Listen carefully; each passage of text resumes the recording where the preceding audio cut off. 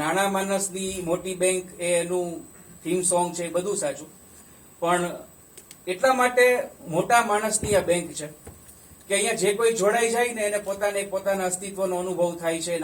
નાનામાં નાના ખેડૂતથી માંડીને સભાસદ સુધીના બધા લોકોના બધું સાચું, પણ એના ચેરમેન પણ અહીંયા આવીને, જેમ અમને ઉલ્લેખ કર્યો ને એમ કે ચૂપચાપ, એ પણ ચૂપચાપ આવીને બેસી જાય, કોઈ ડાયસ ફંક્શન કરે ને પછી આપણને બુકે આપે ને એ લોકો પણ હાઇલાઇટ થાય એવું નહીં. ગયા વખતે અભિમન્યુની ટોક હતી તો હું ત્યાં બેઠો હતો ને મને મેસેજ આવ્યો કે તમે આવ્યા જ છો તો આપણે ઘણા વખતથી વાત છે તો આપણે મળવું હોય તો મળીએ. એટલે મેં કીધું તમે ઉપર જ છો તો કે ના, હું તમારી પાછળ બેઠો છું. જ્યોતિર્મામાં પાછળ બેઠા હતા, મારી પણ પાછળ, અહીંયાથી લગભગ 10મી 12મી રોય. અને જે કોઈ પણ અહીંયા ડિરેક્ટરશ્રી જે આવી જાય તો કોઈને એવું હોતું નથી કે અમે તો આ નાગરિક બેંકના સંવાહક અને સંચાલક છીએ. એટલા માટે આ મોટા માણસની મોટી બેંક દ્વારા આયોજિત વાંચન પરબમાં આપ સૌનું સ્વાગત છે. આ વિગત જે કંઈ પણ રજૂ થઈ અહીંયા એ મારું સુખ છે, વર્લ્ડ હેપીનેસ ડે. અને આમાંનું કઈ ખોટું નથી, આ બધું મેં જ આ લોકોને કીધેલું. એટલે એવો આમ વિનમ્રતાનો હું ડોળ નહીં કરું કે ઓહો આટલું બધું મારા વિશે આમ તેમ. આ તો છે જ એમ, અને હજી આમાં ઘણું બધું આગળ વધવાનું છે. પણ આજે દેવોથાતલ, ઘણા વખતથી આ પુસ્તક વિશે વાત કરવાની ઈચ્છા થતી હતી અને આપણો આ ઉપક્રમ તો 1 વર્ષથી બંધ હતો. ગયા મહિનાથી શરૂ થયું અને ભરતભાઈ સાથે વાત થઈ.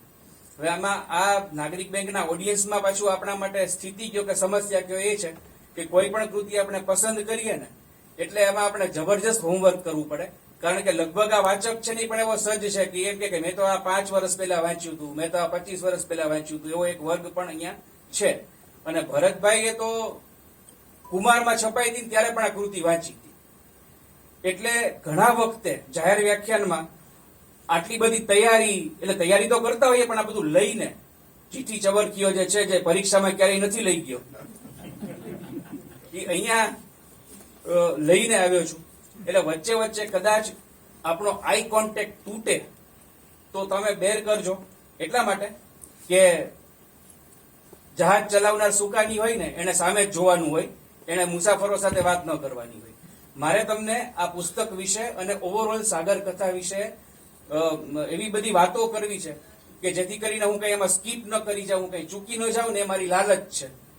એટલે ક્યારેક હું આમાંથી વાંચીશ સીધું, એવું બની શકે.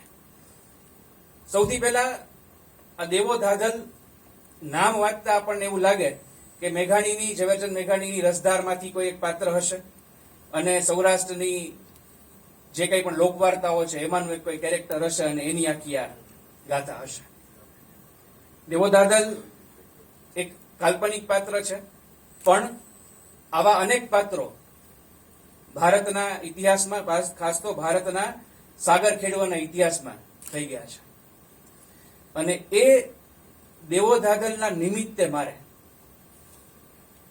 આપણા લગભગ 2-2,500 વર્ષ જૂના વહાણવટાના ઇતિહાસની વાત કરવી છે. એટલા માટે કે આ એક નવલકથા, આ એક વાત એ આપણને જબરજસ્ત સાગરની સફરે લઈ જાય છે, જેની આપણને કલ્પના પણ નથી. અને એમણે જે કામ કર્યું છે આમના લેખકે સુકાનીએ, એ હું એમ કહીશ કે શકવર્તી છે. અને હું હમણાં કહીશ કે ભાઈ જે માત્ર હું જ કહું એ તમે માની લે એવું નહીં, પણ કોણે કોણે કેવી રીતે આ વાતને વખાણી છે. હું આ પુસ્તકની અંદર અત્યારે જવાનો નથી કે તમને લઈ જવાનો નથી. એ જવાબદારી તમારા સૌની જ છે કે તમે લોકો આ વાંચો. કારણ કે અહીંયા નાગરિક બેંકે શરૂ કર્યું પછી તકલીફ થઈ ગઈ છે કે ઘણા એ મિત્રો એવા હોય છે કે નવું પુસ્તક બહાર પડે ને તો કે 4-5 મહિના રાહ જુઓ ને હમણાં કોઈક યોજાય ને આવો વાંચન પર તમે સાંભળી લેશો. હા, અહીંયા યોજાય છે ને એ તમારે પુસ્તક વાંચવું ન પડે એટલા માટે નથી. આ અહીંયા યોજાતો વાંચન પરબનો મણકો એટલા માટે છે કે તમે એ વાંચન એ પુસ્તક વાંચવા તરફ પ્રેરાવો. એટલે પુસ્તકની અંદર આ પાત્ર આમ છે ને આ સંવાદ આમ છે ને એવું કોઈ કરવાની આપણી કોઈ જ ગણતરી નથી.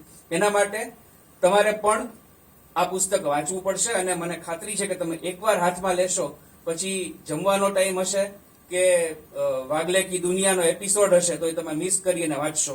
હું એવું દાવા સાથે કહી શકું છું કે મારા હાથમાં જે આ છે ને, જો કોઈનું ધ્યાન પડે, આમાં અત્યારે આપણે પ્રોબ્લેમ એ છે કે કે આવી બધી વસ્તુઓ ઉપર ફોકસ નથી થતું અને ઘણું બધું મીડિયોક્રસીથી ભરેલું બધું ચાલે છે, પણ આપણે એમાં પડવું નથી. પણ મારા હાથમાં જે આ પુસ્તક છે ને જે બહાર છે, હું દાવા સાથે કહી શકું કે આ તમારા ને મારા ઘરમાં જેને અત્યારે સામ્રાજ્ય જમાવ્યું છે એ વેબ સિરીઝનો બહુ જબરજસ્ત તૈયાર ગરમા ગરમ સબ્જેક્ટ છે. એટલા માટે કહું છું કે કદાચ કોકને એમ થાય કે ભાઈ આ 1956માં કુમારમાં છપાયેલી વાર્તા, 56ના જાન્યુઆરીથી 57ના ડિસેમ્બર સુધી 2 વર્ષ ધારાવાહિક રીતે છપાયેલી કથા, એને આજે આ 2021માં શું લાગે વળગે?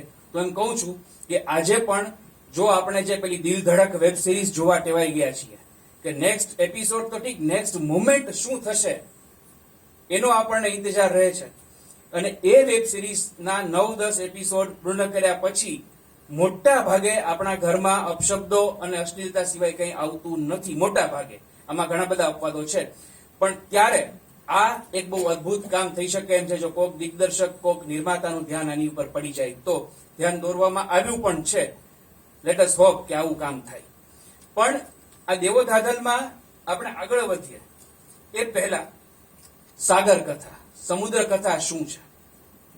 વાત તો નવલકથાથી જ આપણે કરવી પડે, કારણ કે આ એની શૈલી, એનું લંબાણ, એની કથન રીતિ બધાની રીતે પૂર્ણ કક્ષાએ જેને નવલકથા કહી શકાય એવી વાત છે.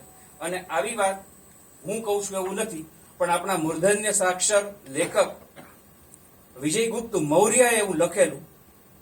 આની બીજી આવૃત્તિ છપાઈ ત્યારે દેવોધાધલ વિશે વિજયગુપ્ત મૌર્ય સાહેબ લખે છે, ગુજરાતી સાહિત્યમાં નવલકથાઓ તો ઘણી લખાઈ છે અને લખાઈ છે, પરંતુ દેવોધાધલ જેવી નવલકથા કદી લખાઈ નથી. ભવિષ્યમાં ક્યારે લખાશે તે તો કાળ જ કહી શકે. પ્રેમ અને વેવલા વેડાની આ વાર્તા નથી. આ તો છે દરિયાના પહાડ જેવા મોજા સામે ને ઘૂઘવતા ઝંઝાવાતો સામે બાથ ભીડતા સમંદરના સાવજોની સાહસ કથા. હવે અત્યારે જે નવલકથાનો આખો માહોલ આવ્યો છે, એક સમય હતો ગુજરાતી સાહિત્યમાં જ્યારે ગઝલોનું ઉત્પાદન થતું. આજે ફ્રી હતો તો 35 ગઝલ લખી નાખી. અમુક કેનારા મિત્રો હતા અને આપણે તો શ્રોતા, એટલે આપણે કે હા બહુ સરસ, ભાવક, એમ બહુ સારું લખ્યું છે, અથવા તો મને વંચાવજો, મને સંભળાવજો આવું. હવે અત્યારે આખો ગાળો એવો છે કે નવલકથાનું પણ ઉત્પાદન થાય છે, પણ નવલકથા એ બહુ અઘરું કામ છે, એનો ક્રાફ્ટ, એનું ડિક્શન. અને એટલે આપણે એમ કહી શકીએ કે નાટક પછી નવલકથા સાહિત્યનું એવું સ્વરૂપ છે જેમાં સમગ્ર જીવનના ધબકાર સાથે એને પ્રગટાવવાનો અવકાશ છે. એઝરા પાઉન્ડનું બહુ સરસ મજાનું કોટ છે, બહુ સરસ, આ સુપર. એટલે મને એટલા માટે રસ પડ્યો, હું તૈયારી કરતો હતો ને, મારા મનમાં ક્યાંય એવું નહોતું કે એઝરા પાઉન્ડને આમાંથી લઈ આવું, પણ હું જે જોતો હતો એમાં મને આ વસ્તુમાં પડી ગઈ. મને એક શબ્દ ઉપર મારી નજર ચોટી. માધવભાઈ સ્વાગત છે. મને એક શબ્દ ઉપર મારી નજર ચોટી કે આ એઝરા પાઉન્ડ જેવી વિભૂતિ જેને સાહિત્ય જગતમાં કહી શકાય, એને મારા ક્ષેત્રનો શબ્દ કેવી રીતે ઉપયોગમાં લીધો. એ એવું કહે છે કે literature is news that stayed news. Literature is news that stays news. એટલે મને એમ થયું કે લિટરેચર અને ન્યૂઝ, અમે એવું ભણ્યા હતા કે પત્રકારત્વ એ ઉતાવળે રચાતું સાહિત્ય છે, પણ આ સાહિત્ય છે એક સમાચાર છે કે સમાચાર તરીકે ટકે છે એનું શું? એટલે પછી મેં ખાખા ખોળા કર્યા અને મને જવાબ એવો મળ્યો કે એમ કહેવા માંગે છે કે સમાચાર જે છે, બનતી ઘટનાઓ છે, એ સતત, અને એમાં આજના સમયમાં વોટ્સઅપના સમાચારના યુગમાં તો પડે પડે બધું બદલાય છે, પણ આ સાહિત્ય છે એ તત્વ છે, સાહિત્ય છે એ ક્ષેત્ર છે. સાહિત્ય કૃતિ, સાચી સાહિત્ય કૃતિ એ છે જે કાલાતીત છે, કે જે આજે બનેલી ઘટના છે એ અમુક વર્ષો પછી પણ, અમુક મહિનાઓ પછી પણ એમને એમ ટકે છે, અમુક સદીઓ પછી પણ એમને એમ ટકે છે. અને એટલે જ આપણને એવી કેટલી બધી કથાઓ છે જે આજે પણ આપણને અપીલ કરે છે. અને દેવોધાધલના 216, 217 જે કંઈ પણ પાનાઓ છે એ વાંચ્યા પછી, એની એક એક લીટીમાંથી પસાર થયા પછી, એના એક એક પ્રસંગો, એની એક એક ઘટનાઓ જોયા પછી આપણને એમ થાય કે આ વાત સાચી છે. એ ઘટના બની હતી 19મી સદી, એટલે એ પણ વિક્રમની 19મી સદી, આપણી ઈસવીસનની નહીં. એટલે આપણી વિક્રમની સદી, આ ઈસવીસનમાં જેમ આપણે આપણા વ્યવહારો કરીએ છીએ નહીં, વિક્રમની 19મી સદીના પહેલા 25 વર્ષોમાં જે ઘટનાઓ બની હતી એ મને ને તમને આજે પણ સ્પર્શે છે. અને આ દેવોધાધલ મને શું કામ એટલા માટે ગમી ગઈ, ગયા વર્ષે 2020માં આનું પુનઃ પ્રકાશન લગભગ 50 વર્ષના અંતરે જુનાગઢની મીડિયા પબ્લિકેશન નામની સંસ્થાએ કર્યું. ગોપાલભાઈ કદાચ આજે હાજર નથી, પણ 2 દિવસ પહેલા કાગ એવોર્ડ આપતા મોરારી બાપુ એમ કહ્યું કે આ પ્રવીણ પ્રકાશન છે એ ગ્રંથ યજ્ઞ માંડીને બેઠેલી સંસ્થા છે. દર વખતે આપણને અહીંયા પુસ્તકો પૂરા પાડે છે. મીડિયા પબ્લિકેશન પણ લગભગ એવું કામ કરે છે. કોઈ પ્રકાશક જે હાથમાં ન લે એવા પ્રકાશનો એ કરે છે. અને એમાંનું એક, એટલે એનું કેટલેક જોઈ લેજો તમે, આપણી ચર્ચા તો દેવોધાધલની છે, એમાંનું એક આ દેવોધાધલ પુસ્તક છે. 50 વર્ષના અંતરાલ પછી એનું પ્રકાશન થયું. અને એ 50 વર્ષના અંતરાલ પછીનું પ્રકાશન થયું 2020ના ઓગસ્ટમાં. અને હું જોતો ગયો, એની કથા તો અદભુત છે, તો આપણે વાત કરીએ, પણ મને એટલા માટે સ્પર્શી ગયું કે એની શરૂઆત જ કચ્છના ઝારાના યુદ્ધથી થાય છે. જો તમે લોકોએ કચ્છના ઇતિહાસ વિશે કંઈ વાંચ્યું હોય તો જેને જે પશ્ચિમ એટલે પૂર્વ કચ્છ કહેવાય છે ને, જે સફેદ રણ પેલું નહીં, અમિતાભ બચ્ચન વાળું, કુછ દિન તો ગુજારિયા વાળું નહીં, પણ વાગડ પંથક ખડીર જે કહેવાય છે, ખડીરના એરિયામાં ઝારાનું એક જબરજસ્ત યુદ્ધ થયું હતું 400-500 વર્ષ પહેલા. બહુ જબરજસ્ત ઘટના છે આપણી યુદ્ધની. ત્યાંથી શરૂઆત થાય છે. એને આ કથાને કોઈ એટલે એની કથા નથી આ, પણ એનો સંદર્ભ છે. પછી સીધી જ વાત કોટેશ્વર બંદરની આવે છે. અને પછી એમાં એક નામ આવે છે રાયપુર બંદર. એટલે મને એમ થયું કે રાયપુર નામનું બંદર આપણે તો વેરાવળ બંદર ને આ બેડી બંદર ને આપણું નવલખી બંદર ને એવું બધું જોયું હોય, કંડલા મેં જોયું છે, કેટલી વાર મેં કામ કર્યું છે ત્યાં. રાયપુર એટલે ક્યાંનું બંદર હશે ગુજરાતમાં? દક્ષિણ ગુજરાત હશે, ક્યાં હશે? અને એમાં આપણે ઉતરીએ અંદર તો એ રાયપુર ગામ છે. અને એ આજનું આપણું માંડવી. અને માંડવીનો જહાજવાળો, હવે મેં તો 22મા વર્ષે જયારે મેં નોકરી કરી કચ્છમાં 1996માં, ત્યારથી હું માંડવીનો જહાજવાળો જોતો આવું છું. એમાં પેલા હવે તો ઘણું બધું એ બધું લુપ્ત થતું જાય છે. ટૂંકમાં જે લોકોએ કચ્છની ધરતીને જોઈ છે, ગુજરાતના સાગરકાંઠાને જોયો છે, એ લોકો સીધા અહીંયા કનેક્ટ થશે. એ આ કથાની એક આપણા માટેનું એક આકર્ષક તત્વ છે. પણ આપણે જેને કહેવાય ને ભાષામાંથી આમ સીધે સીધું બૃહત્કાય નવલકથાઓ જે આપણે વાંચી છે, એમાંથી આપણને આ બધું મળે છે. અને એમાંની એક દેવોધાધલ એવી કથા છે કે જે મને ને તમને દૂર દરાજના દરિયાકાંઠાઓમાં લઈ જાય છે. અને એ પણ વર્ષો પહેલા આપણે મુસાફરી કરાવે છે. 1640 કિલોમીટરથી વધારે લાંબો આપણો દરિયા કિનારો છે. આપણે ભણાવવામાં 1600 કિલોમીટર આવે છે બધા પાઠ્ય પુસ્તકમાં, પણ 1640 કિલોમીટરથી લાંબો ગુજરાતનો દરિયાકાંઠો છે. અને તેમ છતાં આજે મારો વસવસો છે, મારે દેવોધાધલ પસંદ કરવાનું જે કારણ છે એ છે કે દેવોધાધલના નિમિત્તે મારે આ વાત મૂકવી છે આપ સૌ સમક્ષ. અને જે વરિષ્ઠો, જે મિત્રો, જે સાક્ષરો વિજ્ઞાનના માધ્યમથી, યુટ્યુબના માધ્યમથી જોડાયા છે, એમની સમક્ષ કે આ આવડો મોટો આપણો સાગરકાંઠો, જેને આપણે સાગર સંસ્કૃતિ કહી શકીએ, કોસ્ટલ કલ્ચર એવો શબ્દ પણ આપણે જો ઉપયોગમાં લઈએ તો ખોટું નથી. એ સાગર સંસ્કૃતિની આવડી મોટી વાર્તાઓ, આટલી બધી એની ઘટનાઓ, અને એનો ક્યાંય આપણા સાહિત્યમાં એવો જબરજસ્ત ઉલ્લેખ નથી. કવિતાઓ આપણને સરસ મજાની મળી છે દરિયાની, પણ એ પેલા સાગર સાવજની કે સાગરના જે સાગર ખેડૂઓ હોય એની જ મળી હોય એવી બહુ ઓછી છે. બાકી તો આપણે સાગર એવો શબ્દ આવે અને જો આપણે ગુજરાતીમાં શ્વાસ લેતા હોઈએ તો તરત જ આપણને સીધું ગોપનાથ સ્મરે. અને નરસિંહ મહેતા નહીં, પણ આપણને ગોપનાથ આવે એટલે ગોપનાથનો દરિયા કિનારો, અને આપણને તરત જ આપણને કાંત સ્મરે. આજ મહારાજ જલ પર ઉદય જોઈને ચંદ્રનો હૃદયમાં હર્ષ જામે. સાગર અને શશી, ગોપનાથના દરિયા કિનારે કાંતે લખેલું છે. આવી અનેક રચનાઓ આપણને મળી છે, પણ ગદ્યમાં, નવલકથામાં, નવલિકાઓમાં કામ થયું છે, બહુ જ ઓછું થયું છે. એટલે મેં કહ્યું ને કે આ નવલકથાઓમાં તો આખું અત્યારે વાત જ એ છે ને, ઓવરઓલ આપણે જોઈએ તો, એટલે હું વાત કરું છું, તમે બધા બહુ સુગ્ન ભાવકો છો, તમે સમજી જશો કે હું મુનશી, મેઘાણી કે ખત્રી કે પછી એવા કોઈ લેખકની વાત નથી કરી રહ્યો કે જેમાં મને એમ લાગે છે કે મને આ જોઈએ છીએ એમ. હું વિનય સંતાણીની પ્રિયજનનો ઉલ્લેખ એટલા માટે નહીં કરું કે મને આ નથી મળ્યું, કારણ કે એથી તો મને કંઈક મળ્યું જ છે. મારો જે કંઈ પણ મારી જે મારો સંકેત છે એ ક્યાં કઈ તરફ છે એ આપ સમજી શકો છો. એ તમામ અત્યારે જે કંઈ પણ લખાય છે સ્થૂળતાથી, એમાં ક્યાંય આવી વાત નથી આવતી કે આપણે ત્યાંથી કોક એક માણસનું એક જૂથ મધદરિયા આવી રીતે ગયું હતું અને એની ઉપર આવા આક્રમણો થયા હતા. મળી છે આપણને કેટલીક કૃતિઓ. ખત્રી તરફથી આપણને કાળો માલમ મળે, ડોક્ટર જયંત ખત્રી તરફથી.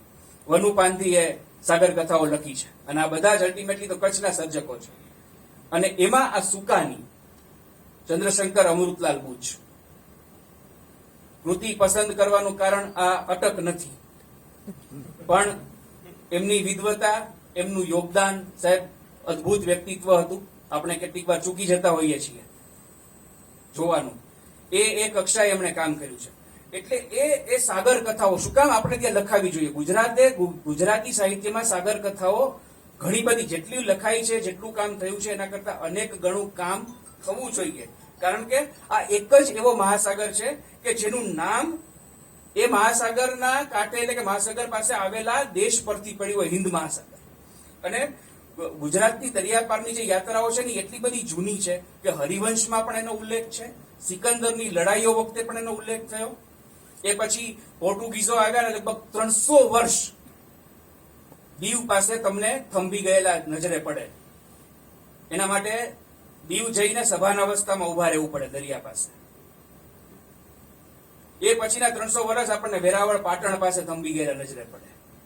અને એ પછી વર્ષો સુધી આ માંડવી કેટલા બધા બંદરોના, કેટલા બધા દેશના જહાજોના વાવટા ત્યાં ફરકતા હતા અને અંગ્રેજોએ એ બંદર ભાંગી નાખ્યું. અને એવા ઉલ્લેખો મળે છે સાહેબ કે આ બધા જ બંદરો ઉપરથી હજારો માણસો આપણા એ ક્યારે જતા. એટલે તમને એમ થાય કે 50 વર્ષ પહેલા, 100 વર્ષ પહેલા, 500 વર્ષ પહેલા 17મી અને 18મી સદીમાં ઓસ્ટ્રેલિયા જ્યારે અંગ્રેજોએ શોધ્યો એ પહેલા આપણા ભારતના સાગર ખેડૂઓ, ભારતનું વહાણવટું કરનારા લોકો છે ત્યાં પહોંચી ગયા હતા અને એમણે ત્યાં કોઠીઓ સ્થાપી હતી, એમણે ત્યાં કામ શરૂ કર્યું હતું. આફ્રિકા પણ યુરોપિયનોએ જે ખંડ શોધ્યો એ પહેલા આપણા લોકો ત્યાં પહોંચી અને ત્યાં વેપાર ધંધો કરતા હતા. આ લગભગ 2-2,500 વર્ષ જૂનો આપણો સાગર સાથેનો સંબંધ છે. અને એનું ક્યાંય આપણને એનો ઉલ્લેખ, આલેખન તો ઠીક, એનો ઉલ્લેખ સુદ્ધા પણ મળતો નથી. વિનોદ ભટ્ટની એક બહુ સરસ વાત મને યાદ આવે છે. વિનોદ ભટ્ટે એવું લખ્યું હતું એક જગ્યાએ, બહુ મજા આવે એવું એ વાત, કટોકટી વખતે કે દેશમાં જે ઇમરજન્સી લાદવામાં આવી કટોકટી 1975માં જૂનમાં, એના માટે જવાબદાર રાજા રામમોહન રાય છે. એટલે કોકે ઈ કેવી રીતે બને? રાજા રામમોહન રાય 200-250 વર્ષ પહેલા થઈ ગયા. આ કટોકટી હમણાંની ઘટના એ કેવી રીતે? તો કે એને સતી પ્રથા નાબૂદ કરી. કારણ કે નહીતર એમ મને હું આ બધું તૈયારી કરતો હતો ને ત્યારે મને એક વિચાર આવ્યો કે અત્યારે જે કંઈ પણ આપણે ભોગવી રહ્યા છીએ ને, આપણા આડોશી પાડોશીઓ તરફથી જે રંજાડ થઈ રહ્યો છે, એના માટે જવાબદાર છે ને એક માંડવીનો કાનોજી માલમ નામનો એક માણસ હતો. એટલા માટે છે, પાછું આપણે ગંભીરતાથી વાત કરીએ કે વાસ્કો દ ગામા નામનો એક માણસ જે અહીંયા ભારત માટે આવ્યો હતો શોધવા માટે, અને એને ભાળ નહોતી મળતી અને મડાગાસ્કર પાસે એનું વહાણ આમ ઘુમરીઓ લઈને પાછું જતું હતું. અને ત્યારે કાનોજી માલમ નામના માંડવીના એક ખારવાએ એને ભારતનો રસ્તો બતાવ્યો. જો એ ન આવ્યો હોત તો ઈસ્ટ ઇન્ડિયા કંપની ન આવી હોત, તો અંગ્રેજો ન આવ્યા હોત, તો 1857ની ક્રાંતિ નહીં થઈ હોત. ક્રાંતિ કહું છું હું, વિપ્લવ શબ્દ ક્યારેય વાપરતો નથી. વિપ્લવ એ લોકોની દ્રષ્ટિએ હતો, આપણા તરફથી ક્રાંતિ હતી. એ ક્રાંતિ ન થઈ હોત ને પછી આપણે આવડી મોટી લડાઈ ન લડ્યા હોત ને તો આઝાદ જ ન થયો, આઝાદ ન થયા હોત તો ભાગલા ન પડ્યા તો એ લોકો આપણને ક્યાંથી આપણી રીતે આવી રીતે હેરાન કરે. એટલે કાનોજી માલમ છે ને એને બોલાવવા પડે પહેલા. પણ આ આપણો ઇતિહાસ છે. વાસ્કો દ ગામાને ભારતનો રસ્તો બતાવનાર વ્યક્તિ છે. આપણો માંડવીનો એક ખારવો હતો, એક સાગર ખેડૂ હતો. અને એનો ઉલ્લેખ એ કોઈ શિલ્પમાં વાસ્કો દ ગામાએ જ કર્યો છે ક્યાંક. એ પછી આપણા ઇતિહાસમાં આ લોકો આવું રીતે લાવ્યા. પણ એ પછી બહુ જ જૂજ આ કામ થયું. સાગર કથાઓની આપણે વાત કરીએ અને આપણને ગુણવંતરાય આચાર્ય યાદ ન આવે એવું ન બને. ગુણવંતરાયે બહુ અદભુત કામ દયાલાલ, સક્કરબાર, હાજી કાસમતારી, વીજળી આ બધું જ કર્યું. અને આપણને એક એક પાત્ર એમાંથી જીવંત થાય, એક એક ઘટના આપણને આપણી સામે એવી રીતે આવે. પણ દરિયાલાલમાં પણ તમે જુઓ તો પેલા 3-4 જે પ્રકરણો છે એ તો એટલે એનો એ જે ઘટનાઓ છે બધી ભૂમિ ઉપર બને છે અને પછી દરિયા સાથે એનો સંબંધ થાય છે. હાજી કાસમતારી વીજળી તો વીજળી છે, દરિયામાં ડૂબે છે એટલી જ એની કથા છે. પણ આ દેવો ધાધલ એ કથામાં તમામ ઘટનાઓ દરિયામાં બને છે. દરેકે દરેક ઘટના સાથે દરિયો પ્રત્યક્ષ અને પરોક્ષ રીતે જોડાયેલો, સંકળાયેલો છે. અને જે સર્જક છે એના લેખક છે એનું પોતાનો દરિયા સાથેનો 3-4 પેઢી જૂનો સંબંધ, આ બધી જ વસ્તુઓ છે એમાં કામ કરે છે. અને એટલા માટે આપણને આ દેવો ધાધલ છે એ અનેક રીતે એવી રીતે સ્પર્શે કે આપણને એમ થઈ જાય કે આપણે અત્યાર સુધી, કે મને તેવું થયું હતું ટૂંકમાં મેરે પહેલી વાર વાંચી ત્યારે, કે હજી સુધી કેમ આપણાથી ન વંચાય. પહેલી વાર શબ્દ એટલા માટે કે કથા એવી રીતે ગૂંથવામાં આવી છે, એવી રીતે છે, એક પછી એક ઘટનાઓ એવી રીતે સરસ રીતે એમાં જાય છે કે આપણે ઘણીવાર એમ થાય કે આપણે ઓલું વાંચ્યું હતું તો ભૂલી ગયા, એટલે 5-7 પાના પાછળ જવું પડે. વિશ્વ કક્ષાએ નવલકથાઓમાં જે કંઈ પણ એની ઉત્ક્રાંતિ, જે કંઈ પણ એની પ્રગતિ થઈ, એમાં 19મી સદીના અંતમાં અને 20મી સદીના આરંભે એક આખો એવો ખ્યાલ આવ્યો કે ભાઈ નવલકથાઓમાં આપણે ઘટનાઓ આપીએ જ નહીં, ઘટના વિહીન નવલકથા. લાંબા અંતરાલ સુધી કોઈ જ ઘટના ન બને અને આખી વાત છે ચાલે. પણ પછી દોસ્તોયેવસ્કીએ એ આખી એની ટેકનિક છે એને રિવાઇવ કરી, એની રીમેક, અને એને પોતે પોતાની રીતે આખી એક વસ્તુ કરીને એને એવી રીતે કર્યું કે એટલી બધી ઘટનાઓ આપણે આપો, એટલી બધી ઘટનાઓ આપો કે વાર્તામાં ઘટનાઓ છે ને એનું એટલે એક પછી એક સતત, મેં કીધું વેબ સિરીઝ જેવું એવી રીતે બધું બનતું જાય કે હજી એક ઘટનાને તમે પૂરેપૂરી આમ માણો ને તો ફટાક દઈને બીજો કોઈ બનાવ મારી સામે આવી જાય વાચક તરીકે. એવી રીતે આમ કરો. ને આ એ રીતે એટલે સુકાનીએ કોન્શિયસલી એ થિયરી અપનાવીને લખી તેવું મારું કહેવાનું નથી, પણ એ રીતે લખાયેલી આ વાર્તા છે. અને એટલે આપણને એમ થાય કે ચલો આ દેવો ધાધલના નિમિત્તે આપણે સાગર સફર કરીએ. સુકાની ધ્રોળ એ લોકોનું વતન, પણ 4-5 પેઢીથી કુટુંબ માંડવી મુંદરામાં વસ્યું હતું. ત્યાં ભણ્યા, મુંબઈમાં ભણ્યા અને મુંબઈમાં સંસ્કૃતનો પણ અભ્યાસ કર્યો. અને પછી 1914 થી 1918 ફોર્ટ હાઈસ્કૂલમાં સંસ્કૃતના આસિસ્ટન્ટ શિક્ષક તરીકે અને સંસ્કૃત પાઠશાળામાં સંસ્કૃતના અધ્યાપક તરીકે કામ કર્યું. 1911માં પ્રતાપ ગૌરી એટલે કે પ્રમદાબેન સાથે એમના લગ્ન થયા. એ પણ વાર્તાઓ લખતા અને સામાયિકમાં છપાતી. શેઠ નરોત્તમ ગોકળદાસને સુકાનીનો પરિચય થયો અને આ સ્કૂલમાં ભણાવતા, સંસ્કૃત ભણાવતા વ્યક્તિને એમણે એમ કહ્યું કે ભાઈ સિંધિયા સ્ટીમ નેવિગેશન કંપનીમાં તમે નોકરી કરશો? અને એમણે હા પાડી. એવું કે આમ સંસ્કૃતના પ્રકાંડ પંડિત જે લોકોએ ગુજરાતનો નાથ વાંચી છે મુનશીદાદાની, એમાં ગુજરાતનો નાથમાં કીર્તિદેવ અને મંજરી વચ્ચે સંવાદ આવે છે, એમાં સંસ્કૃત શ્લોક આવે છે. ગુજરાતનો નાથમાં નોંધ છે. એ કીર્તિદેવ અને મંજરીના સંવાદમાં સંસ્કૃતના શ્લોક છે એ મુનશીને આ સુકાની અને રામપ્રસાદ બક્ષીએ આપેલા હતા. હવે આ લેવલ એની મેળે આપણી સામે પ્રસ્તુત છે. એમણે એ દરિયાની એવી સ્કૂલની શાંતિની નોકરી સ્વીકારી. કોઈ શિક્ષકોએ મને માફ કરજો, પણ દરિયાની કમ્પેરિઝનમાં શાંતિની નોકરી એ મૂકી અને એને આ દરિયાની નોકરી વહાણવટામાં એને પગ મૂક્યો. ને એમ કહેતા, ભાષા ઇંગ્લિશ પણ જાણતા, સંસ્કૃત પણ જાણતા, પણ માલમી ભાષા કે ધરિયો તો જુસા 4 પેઢીથી અમારા કુળમાં છે. આ ચંદ્રશંકર અમૃતલાલ બુચના દાદા જટાશંકર એ વહાણમાં આફ્રિકા ગયા હતા. કઈ મોટી વાત નથી, એ સમયે વહાણમાં આફ્રિકા લોકો જતા, ઘણા બધા લોકો જતા.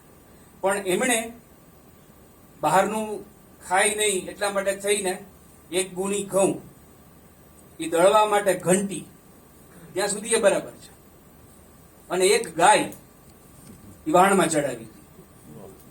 એ ગાયનું દૂધ દોઈ અને એમાં દશમી પેલી આપણે લાપસી કહીએ ને ઘઉંના એ દળે ઘઉં અને એ લોટ થાય એની લાપસી બનાવીને ખાય. એવી રીતે એ વર્ષો સુધી વહાણવટું કર્યું.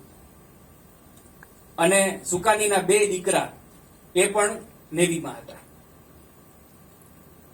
એનું પોતાનું જ્ઞાન અને એનું પોતાનો અનુભવ તો દરિયાનો હતો, અને એમાં લેખન શૈલી એવી રીતે ભળી અને એમણે આ રીતે આપણને આ દેવોધાધલ, પણ દેવોધાધલ ઉપરાંત, દેવોધાધલ પહેલા અને પછી એમણે કેટલી બધી આ એટલા માટે સાંગોપાંગ સાગર કથાના લેખક છે કે એમણે નવલિકા, લઘુ નવલ અને નવલકથા ત્રણેય વિધામાં, ત્રણેય પ્રકારે સાગર કથા આપી છે. સાગવાનનું હૈયું, સોનાર પસા, નાખવાનું ખમીર, આવા શીર્ષકોથી એમણે ઘણી બધી ટૂંકી વાર્તા સાગર કથા આપી છે.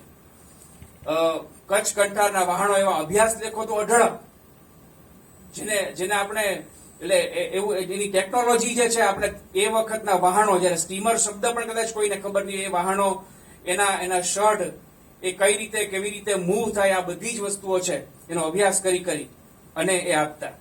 અને જહાજી દુનિયા સાથે એને ઊંડી નિસ્બત અનુભવી છે.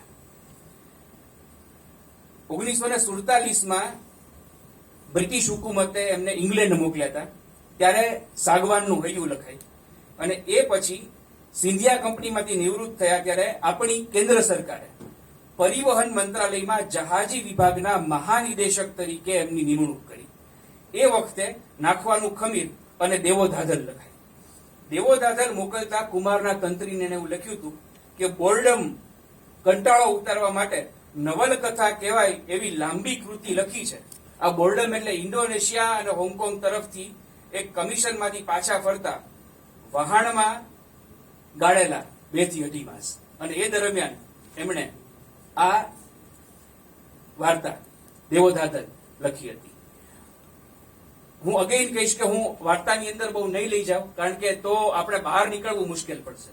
પણ 1956માં જે વ્યક્તિને જુલાઈ મહિનામાં યુનોમાં, સંયુક્ત રાષ્ટ્ર સંઘના ઇફાફે વિભાગના ઇકોનોમિક ડિવિઝન તરફથી જહાજના માલબરદારી નૂરની વિચારણા માટે સલાહકાર તરીકે નીમવામાં આવ્યા હતા, અને એ કામગીરી પૂરી કરીને જીવનભરની રખડપાટ રઝળપાટ પૂરું કરી અને નિવૃત્તિ લેવાના વિચારમાં હતા કે ભારત સરકારે ફરી ઈસ્ટર્ન શિપિંગ કોર્પોરેશનમાં એને લઈ લીધા.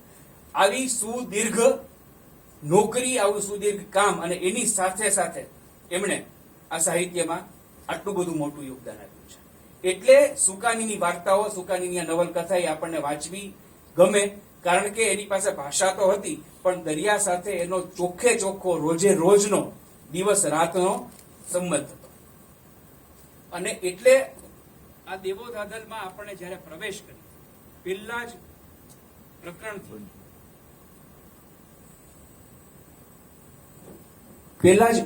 જ પ્રકરણથી આપણને એવી રીતે જેમ વહાણ ઉપડે અને તરત જ આપણે દરિયાની અંદર જઈએ, એવી જ રીતે આપણે એની સાથે જઈએ છીએ, પ્રવેશ કરીએ છીએ, અને પછી આખી એક સૃષ્ટિ ખુલતી જાય છે. શરૂઆત પ્રિય સ્થળ જ્યાંથી સનસેટ જોવાની બહુ જ મજા આવે એ કોટેશ્વરથી થાય છે. ત્યારે ધીકતું બંદર હતું, આજે આપણા માટે ફરવાનું સ્થળ છે, પણ એ કોટેશ્વરથી થાય શરૂઆત, અને પછી આખું જહાજ છે ઉપડે. અને જહાજ માટે જુંગ નામનો એક શબ્દ, અમે લોકો પેલું વેરાવળનું કંઈક કરીએ ને રિપોર્ટિંગ માછીમારી, ત્યારે અમે જીવનલાલ જુંગી નામના એક ભાઈ છે, માછીમાર એસોસિએશનના પ્રમુખ. એટલે અમને એમ થાય કે આની અટક કેવી રીતે પડી હશે એમ. આ વાંચ્યા પછી ખબર પડી કે ઝુંગી એટલે જે ઝુંગમાં જતા હોય એવા લોકો હશે. એ ઝુંગ એવા અનેક શબ્દો છે, પારિભાષિક શબ્દો, અને એની વચ્ચેથી આખી વાસ્તુ છે એ ઉગડે છે. સાહસ કથા લાગે એવી આ સાગર કથા સાહસોથી તો ભરપૂર છે જ, પણ એ નાયકો કેન્દ્રવર્તી છે. વાર્તાની ઘટના ભૂમિ સમુદ્ર છે, પણ એનું લક્ષ્ય જીવનને હોડમાં મૂકીને આપત્તિઓને અતિક્રમી જનાર સાહસ શુરાની યશોગાથા ગાવાનું છે. વિપુલ સંઘર્ષપૂર્ણ ઘટનાઓથી સુકાનીની આ વાર્તાનો પિંડ ઘડાયો છે.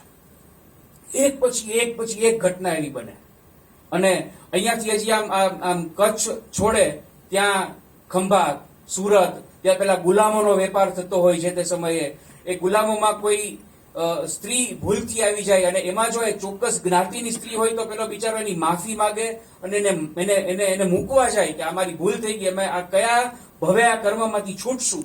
આવી ઘટનાઓ, એક ઘટનાઓ ઉપર એક લેક્ચર થઈ શકે ને એવી ઘટનાઓ એમણે આપી છે. અને ભાષા તો અદભુત, ભાષા કર્મ તેનું અદભુત છે.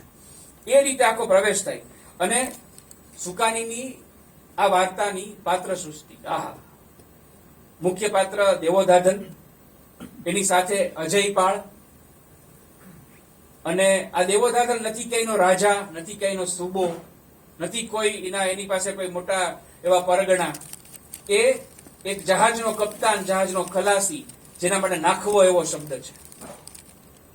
પણ એનું પાત્ર છે ને ઉપસાયેલું છે. એ દેવો લડી શકે છે શરીરથી અને મગજથી. શઠમ પ્રત્યે સાક્ષ્યમ જે આપણે કહેવામાં આવ્યું છે, તો દેવોધાધલ 100% એને અનુસરી શકે છે, પણ કોઈને નુકસાન પહોંચાડવા માટે નહીં. જ્યારે પોતાની ઉપર અથવા પોતાના સાથીઓ ઉપર કોઈ પ્રહાર કરે ત્યારે જ એનો ઉપયોગ કરે છે. અને દેવરાજ ક્યાંય બજારમાં બ્રહ્મદેશમાં ફરતો હોય કે તમિલનાડુમાં ફરતો હોય ત્યારે એની પર્સનાલિટી જે આપણે ઉપસાવી છે. આપણને એમ થાય કે ઓહ, અને એ બધી બજારોનું પાછું વર્ણન કે સાઉથમાં એ વખતે કેરળ, મલબાર એ વખતે કેવું હશે, ત્યાંની છોકરીઓ, ત્યાંનું સંગીત, ત્યાંની પરંપરા, ત્યાંના વેશ પરિવેશ, વેશભૂષા, આ બધી જ બાબતો. એટલે આ જ્યાં ફર્યા હશે આ સુકાની, એ બધી જ વસ્તુ, બધી જ જગ્યા, બધી જ સંસ્કૃતિ અને કેટલી બધી આત્મસાત કરી હશે. ક્યાં આપણું આ માંડવી, ક્યાં આપણું આ વેરાવળ પાટણ, ક્યાં સુરત, ક્યાં ખંભાત, ક્યાં દક્ષિણનો દરિયા કિનારો, ક્યાં સિંહલ એટલે કે શ્રીલંકા, જાવા, સુમાત્રા, આ બધી જ જગ્યાએથી એ લોકોના જે કાંઈ પણ સાંસ્કૃતિક વારસા હોય એને લઈ એનું આચમન કરી અને આપણને આપ્યું છે. એટલે દેવોધાધન એ દરિયાને કિનારે વિકસેલી, માત્ર ભારતના કે ગુજરાતના નહીં, વિશ્વના સમુદ્રને કિનારે વસેલી વિવિધતાભરી સંસ્કૃતિઓનો એક જબરજસ્ત જીવંત દસ્તાવેજ છે. ધીસ ઇઝ ડોક્યુમેન્ટેશન, જે થયું નથી ક્યારેય અગાઉ. વાર્તાઓ કહેવાય હશે, ગીતો લખાયા હશે, પણ એમાં ક્યાંક કૃતજ્ઞતા આવી જાય, કારણ કે સર્જકનો, લેખકનો જે એ સ્થળ સાથેનો, એ જગ્યા સાથેનો, એ વાતાવરણ સાથેનો સંબંધ હોય એને ક્યાં તો વાંચીને કે તો કોકની પાસેથી સાંભળીને લખ્યું હોય. આ બધે જ ફર્યા છે. અને દરિયામાં ફરવાની મજા તો આપણે પેલું ક્રુઝમાં ગેટવે ઓફ ઇન્ડિયાથી જઈએ એ તો વાત અલગ છે, પણ મેં લગભગ 20-25 નોટિકલ માઇલ અંદર મુસાફરી કરી છે, એટલે મને ખબર છે કે આપણે તો પછી દિશાઓ જ ખબર ન પડે. છાપામાં કલાદરભાઈ દરરોજ આવે કે પાકિસ્તાનની મરીન એજન્સી આપણી બોટને પકડી ગયા, આપણા માછીમારોને પકડી ગયા, એવું થાય. એટલે મારી અંદરનો પત્રકાર એક દિવસ ચળવળ્યો કે હવે જીપીએસ છે, સરકારે આટલું બધું આપ્યું છે, સાધન સગવડો, હવે શું કામ પકડાઈ જાય એમ. એ લોકોને એટલી ખબર હોય, વર્ષોથી એ લોકો જતા હોય તો. એટલે મને એવો પ્રશ્ન છે, એટલે મેં એ લોકોને પૂછ્યું કે ભાઈ આવી રીતે તમે પકડાઈ જાય એનું કારણ શું? પેલા તો સરખા જવાબ ન મળ્યો. મેં કીધું મારે આવી અને આ બધું જોવું છે એમ. આઈ વેન્ટ ટુ પોરબંદર, અને ત્યાં મેં જેને આપણું પેલું કાયક કહીએ, જેમાં 1 કે 2 જણા જ બેસી શકે, મછવો, જેને નાની હોડી કહેવાય, એ ભાડે કરીને મેં કીધું તમે જે રીતે માછલી પકડવા જાવ છો ને એ રીતે મારે સાથે આવવું છે. મને કીધું તો મુશ્કેલ. મેં કીધું હા, પણ એટલે જ તમને કહું છું એમ. બાકી તો બસમાં જવાનું હોત તો હું ક્યાંકથી બુક કરાવી લે ટિકિટ, પણ મને જોવું છે કે તમે કઈ રીતે ફસાવશો ને કઈ રીતે પકડાવશો, તો કે છેલ્લે સુધી તમને લઈ જઈ શકીએ. મેં કીધું જ્યાં સુધી જવાય ત્યાં સુધી. અને અમે મુસાફરી શરૂ કરી દરિયામાં. પછી મેં કીધું હજી થોડુંક આગળ લ્યો, હજી થોડુંક, તો હવે આગળ ન લેવાય, હવે ખરેખર થોડા વખત પછી, લગભગ 1-8 કલાક આપણે અંદર જઈએ ને પછી તો એ સંવેદનશીલ વિસ્તાર શરૂ થાય. મેં કીધું મારી પાસે આધાર કાર્ડ છે. મને કે ત્યાં કેવી રીતે હાલે, પકડાઈ જાવ પછી. મેં કીધું ઠીક. પછી એને બતાવ્યું કે અમે અહીંયાથી આમ જઈએ. મેં કીધું આમાં ક્યાંય શેરી ગલી નથી, તમે અહીંયાથી આમ જાઓ, અહીંયાથી આમ, મને તો બધું સરખું જ લાગે છે. પણ એ જે દરિયો આપણે ચારેકોર વીંટળાઈ વળ્યો હોય અને એના જે પાણીના કલર હોય. હવે દેવોધાધલમાં એવા અનેક પ્રસંગો છે. મારી જાતને એટલા માટે મેં ઘુસાડી કે આપણને અડધી કલાક, પોણી કલાક, 1 કલાકની દરિયાઈ મુસાફરીમાં પણ આપણું કૌતુક, આપણું કુતૂહલ, આપણું વિસ્મય જગત જો આટલું બધું જાગી જતું હોય તો દેવોધાદલમાં પાણીના બદલાતા રંગ, પાણીનો જે એનો પ્રવાહ છે, એની સ્થિરતા છે અથવા તો એની અત્યંત અસ્થિરતા છે, આ બધાના ભૌગોલિક વૈજ્ઞાનિક કારણો અને એને પાછા સરસ મજાના ભાષામાં ઢાળીને આપણને આપ્યા છે. પછી એને તો આપણે કારણો કીધા કે અમે અહીં શું કામ જઈએ છીએ, અમને સારા માછલા મળે છે, નંતર એ આખી ઘટના પૂરી થઈ ગઈ. પણ આપણને આવી રીતે આ દરિયો છે એ આકર્ષતો હોય તો જેને જિંદગી આખી દરિયામાં કાઢી હોય અને એને કીધું 4 પેઢીથી અમારા કુળમાં છે, એના દરિયાને કેવી રીતે આપણને ભેટ ધર્યો હોય. એટલે આની પાત્ર સૃષ્ટિ છે ને એ એટલી બધી વિશાળ છે, એટલી બધી વિપુલ છે કે આપણે એક પાત્ર સાથે હજી આમ કનેક્ટ થઈ, અનુસંધાન આપણે આમ કેળવીએ ત્યાં બીજું એક કેરેક્ટર આવે, એ વળી સાવ નવી સંસ્કૃતિનું હોય, સાવ નવી ધરતીનું હોય અને આપણને એમ લાગે કે આ ભાઈ કંઈક બોલતો તો એની ભાષા અને આ બેન એને જવાબ દે છે એની ભાષા, આ બેમાં ક્યાંય મેળ નથી. અને બંને પોતપોતાની ભાષા બોલતા હોય, એ પોતાની ભાષા બોલતા હોય કેરેક્ટર તો બરાબર, પણ મારા સુકાનીની એની સજ્જતા કેવી કે અહીંયા જે માણસ બોલે છે, કચ્છનો માણસ છે, એ કચ્છી ગુજરાતી, કોઈ રામસી માલમ કે કાળો માલમ કે કોઈ બોલતું હોય તો એની કચ્છી ભાષા બોલે છે. અને ત્યાં કેરળમાં જાય છે તો વળી એની કેરેલિયન ભાષા બોલે છે, બ્રહ્મદેશમાં જાય છે તો સાવ વળી આપણને કઈ સમજાય જ નહીં, ખબર જ ન પડે એવી ભાષા બોલે છે. અને બધું જ લઈ અને આપણને એક વાત કોમ્યુનિકેટ કરે છે. એટલે આ સાગર સંસ્કૃતિનો એક જીવંત દસ્તાવેજ છે. દુનિયાભરના સમુદ્ર કાંઠાના મનુષ્યોનો એમાં સમાવેશ છે. ખારવા, ભડાલા, ફ્રેન્ચ, પોર્ટુગીઝ, યુરોપિયન, આ તમામ લોકો સાથે આપણે વાત કરીએ છીએ એવું આપણને લાગે. એ તમામ લોકોની સંસ્કૃતિ, એ તમામ લોકોના ગ્રીવન્સીસ, એ તમામ લોકોના અપશબ્દો, એ તમામ લોકોની માનસિકતા, એ બધું જ આપણને દેવોધાદલના પાના ઉપર મળે. અને આ માત્ર દેવોધાદલ નહીં, સુકાનીની તમામ જે કોઈ પણ સાગર કથાઓ છે. ક્ષણભંગુરતા શું છે? ટૂંકમાં આપણે બહુ છે ને, આપણે આ કદાચ કોઈ માસ્ક પહેરવાનું કે આપણે ઉકળી ઉઠીએ છીએ કે અમારે આ કેમ કરવું ને, રાત્રે 10 વાગે ઘરમાં કેમ જતા રહેવું ને. જીવનનો સંઘર્ષ શું છે ને સાહેબ, એ જોવું હોય ને તો અહીંયા આ એક વખત આ દરિયા કિનારે જવું જોઈએ.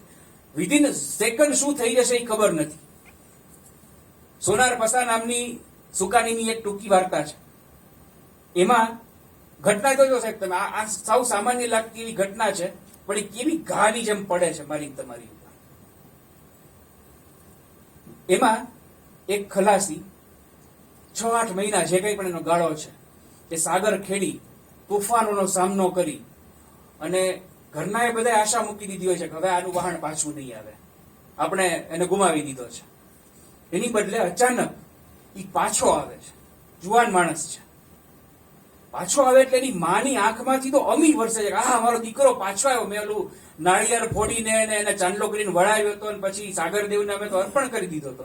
એની બદલે આ છોકરો પાછો આવી ગયો. કેવું રૂડું એમ કે તું બેટા કંઈક ખાઈ લે, તું કંઈક જમી લે અને બેટા વાત કર, થયું શું દરિયામાં? તો કે માં બહુ થાકી ગયો છું, બહુ તોફાનો સહન કર્યા, એક નહીં 5-5 વાર તોફાનો આવ્યા, માંડ બચ્યા, બધું તણાઈ ગયું. અમે અમારી જે બધી નાની નાની હોડીઓ હતી, વહાણ આખું ડૂબવા આવ્યું, માંડ કરીને કિનારે પહોંચ્યા છે. અત્યારે મને બહુ નીંદર આવે છે, થાકી ગયો છું, માં કાલ સવારે વાત કરીશ. અહીં સુધી વાર્તામાં કઈ નથી બનતું છે. સવારે એ ઉઠતો જ નથી. કેવો વજરાઘાત છે! 1 સેકન્ડમાં માણસ ક્યાંથી ક્યાં આવી જાય. ફરતો ફરતો માણસ પળમાં ધુમાડો થઈ જાય, એ કઈ જેવી તેવી વાત નથી. વિધિન સેકન્ડ એની માએ એમ વિચાર્યું છે ને કે દીકરો ઘરે આવ્યો તો સવારે હું આ બનાવી જાઉં, જે કઈ એની ક્ષમતા હોય, જે કઈ એની શક્તિ હોય પ્રમાણે. આ સાગર ખેડૂઓનું જીવન છે. અને આવા એક પાત્ર આપણને દેવોધાદલ અને એવી અનેક વાર્તાઓમાંથી, એમાં 2-3 વાર્તાઓ તો એવી છે કે જે સુકાની જેને પોતે સાક્ષી બન્યા હોય એ ઘટના એને વાર્તામાં ઉતારી હોય. 2-3 વર્ણનો એવા છે સાહેબ કે આપણને તો એમ થાય કે આ તો આ હોલીવુડની મૂવી સિવાય ક્યાંય શક્ય નથી આવું બને. પણ સાચે એને જોયેલા છે, એને શબ્દસ્થ કર્યા છે.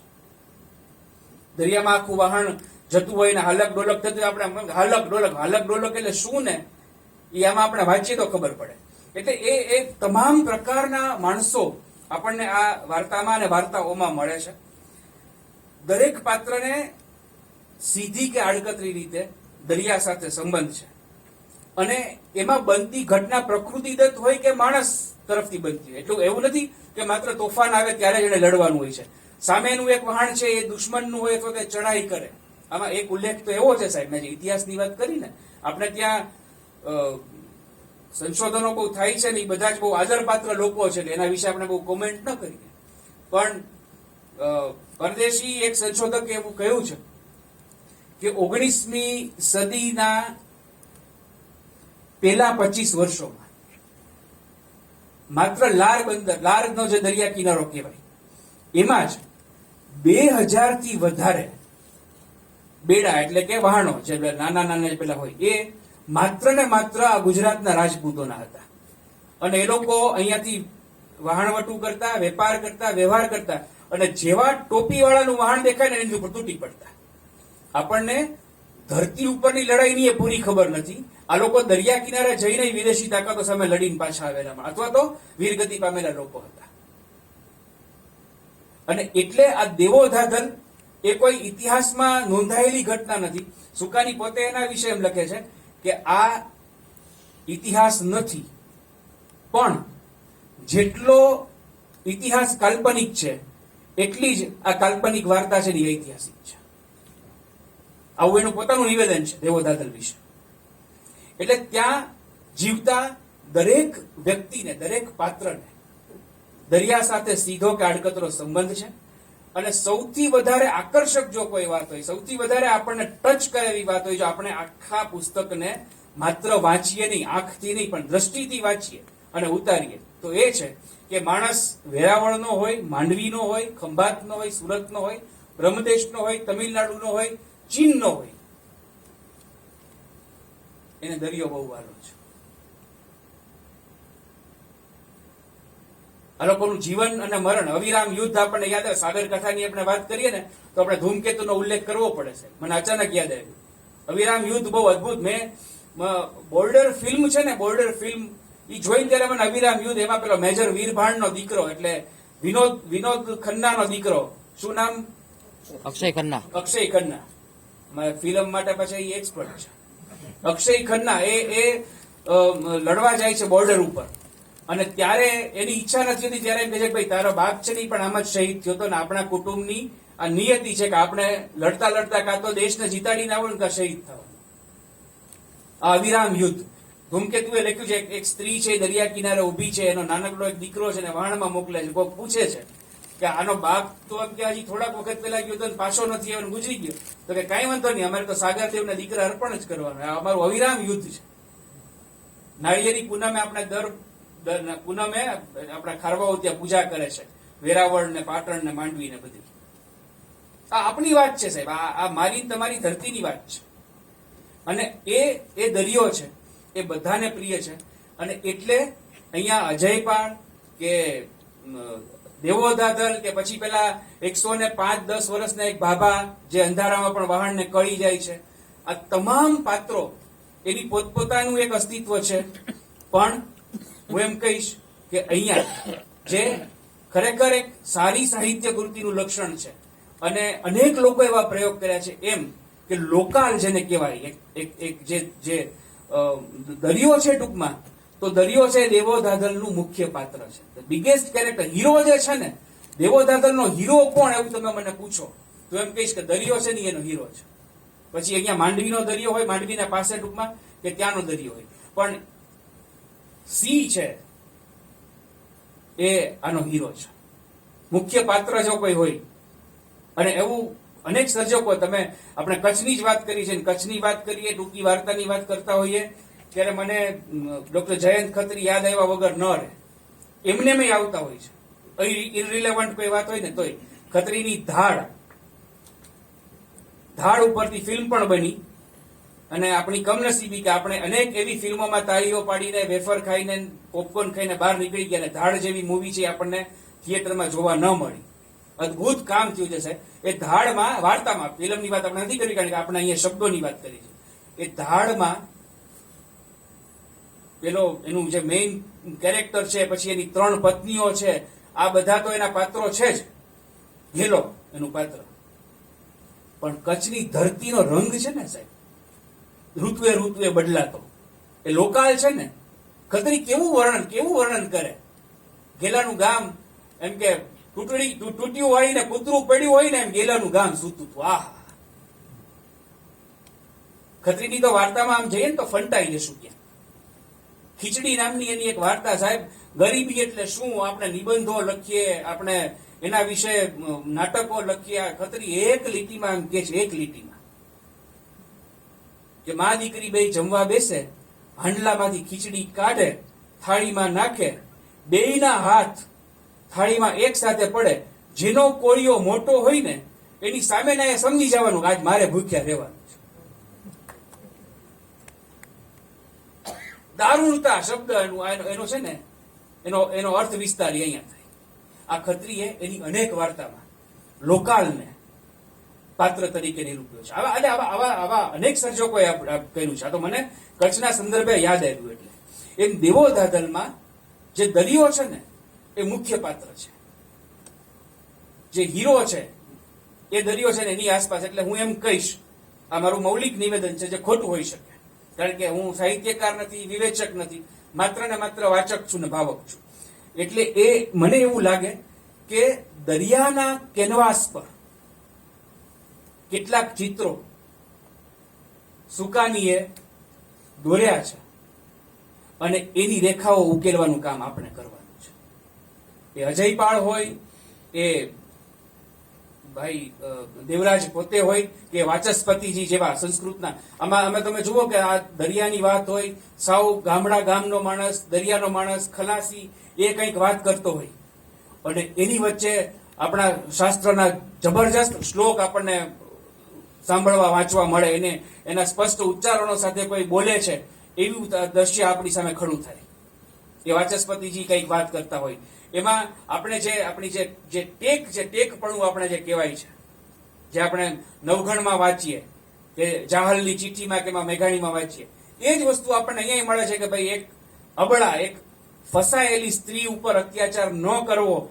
ગમે તેવો માણસ પેલો જુલ્મી હોય પણ સામે એક સ્ત્રી છે એટલે એનું એકાંતમાં પણ એનું સ્ત્રીત્વ છે જોખમાય નહીં, એ રીતે એને ફરજ મૂકીએ. આવા કેટલા બધા પ્રસંગો આપણને એમાંથી મળે છે. એટલે બનતી ઘટનાઓ, અચ્છા કેટલા બધા આક્રમણો થાય છે. એટલે પ્રકૃતિ જયારે તોફાન આવે, જયારે દરિયો ખળભળે, દરિયામાં તોફાન ઉઠે, ત્યારે તો આ લોકો ઝઝુમતા જ હોય છે. પણ કોઈ પણ આક્રમણને પહોંચી વળવા માટે, અને સૌથી વધારે મહત્વનું એ છે કે આ એક પણ આક્રમણની સામે એ લોકો ઝૂકતા નથી, છેલ્લી પળ સુધી ઝઝુમે છે. અને એ ખલાસી કેવો હોય, એનું શારીરિક સૌષ્ઠવ, એનો શારીરિક બાંધો, એની માનસિકતા, એ ક્યારે મૌન રહે, ક્યારે બોલી જાય. એટલે એનો આખો છે ને, એનો સાયકોલોજીકલ એક્સરે પણ એને આપ્યો છે. કે કોઈ એને એમ પૂછે કે આ બધી તોપ કેમ હટાવી લીધી, તો એને એમ ખબર છે કે આપણા કેપ્ટનની સૂચના છે કે આ કોઈને કહેવાનું નથી, તો કે એ તો વાહન ઉપર આમ જ હાલે. હવે તોફાનના આવવાનો સંકેત પણ હોઈ શકે. શઢ કેમ ઉતારી લીધું, શઢ કેમ ચડાવ્યું વગેરે જે કંઈ પણ એની ટેકનોલોજી છે એના વિશે વાત કરવામાં આવે તો ત્યારે એ એવી રીતે વર્તે છે કે એની માનસિકતા, એને ત્યાં કામ કરવાની એની સિસ્ટમ, એની પોલિસી, એનું નીતિ ઘડતર કેવી રીતે થયું હોય ને નીતિનો કઈ રીતે અમલ કરે છે. નાનામાં નાનો ખલાસી પણ એ તમામ વર્ણન આપણને મળે છે. અને એટલે આ કથા આખી શરૂ થાય ને ત્યાંથી એનો જે વિસ્તાર જે આમ પ્રગટે છે ને, કે કચ્છમાં માંડવી, કોટેશ્વર, ખંભાત, સુરત, એ વિક્રમની 19મી, મેં તમને કીધું કે વિક્રમની 19મી સદીની પહેલી 25સીના છે. અને એ પછી બ્રહ્મદેશ, બલી, જાવા, શુલવેશી, સુલંબ, આ તમામ જગ્યાએ જઈ અને એનું વહાણ છે એ ઉભું રહે અને નવી વાત આપણી સામે લઈ આવે. અને એકેય પાત્ર, આ કથાનું એક પણ પાત્ર અસંભવ નથી, અસંભાવ્ય નથી. આવું કોક ને કોક, ક્યાંક ને ક્યાંક, એકાદા દરિયા કિનારાના ગામે હશે. તમે એમાં વાંચો ને તો એમાં જે માંડવીની, એટલે કે રાયપુર એ વખતનું, એની બજારનું વર્ણન કર્યું છે સાહેબ. ઓહો, કેવું આપણને આમાં ફરવાની કેવી મજા આવે એમ. કે પછી આના હું થોડું મોડું એનું નામ લઈ રહ્યો છું એટલા માટે કે ફિલ્મમાં આપણે એમ કે હિરોઈનની એન્ટ્રી મોડી થઈ ત્યારે આપણને ટેવ છે એમ પેલું વિસલ વગાડવાની ને એવી બધી એમ આમાં એક કેરેક્ટર આવે સુકાનીની મોટા ભાગની વાર્તાઓ મને ગમે એવી એટલે કે પુરુષ પ્રધાન હોય છે. વાર્તાને અને વહાણને પુરુષો જ લીડ કરતા હોય છે. આપણે વધુ એક સાગર કથાનો ઉલ્લેખ અહીંયા કરવો જોઈએ કારણ કે આ પુરુષ સ્ત્રીની વાત ને મને યાદ આવ્યું ધ્રુવ ભટ્ટની સમુદ્રાંતિકે. સાગર કથા જેને કહી શકાય પણ સાગરને કિનારે કિનારે એનો નાયક અને એના પાત્રો બધા ચાલે છે.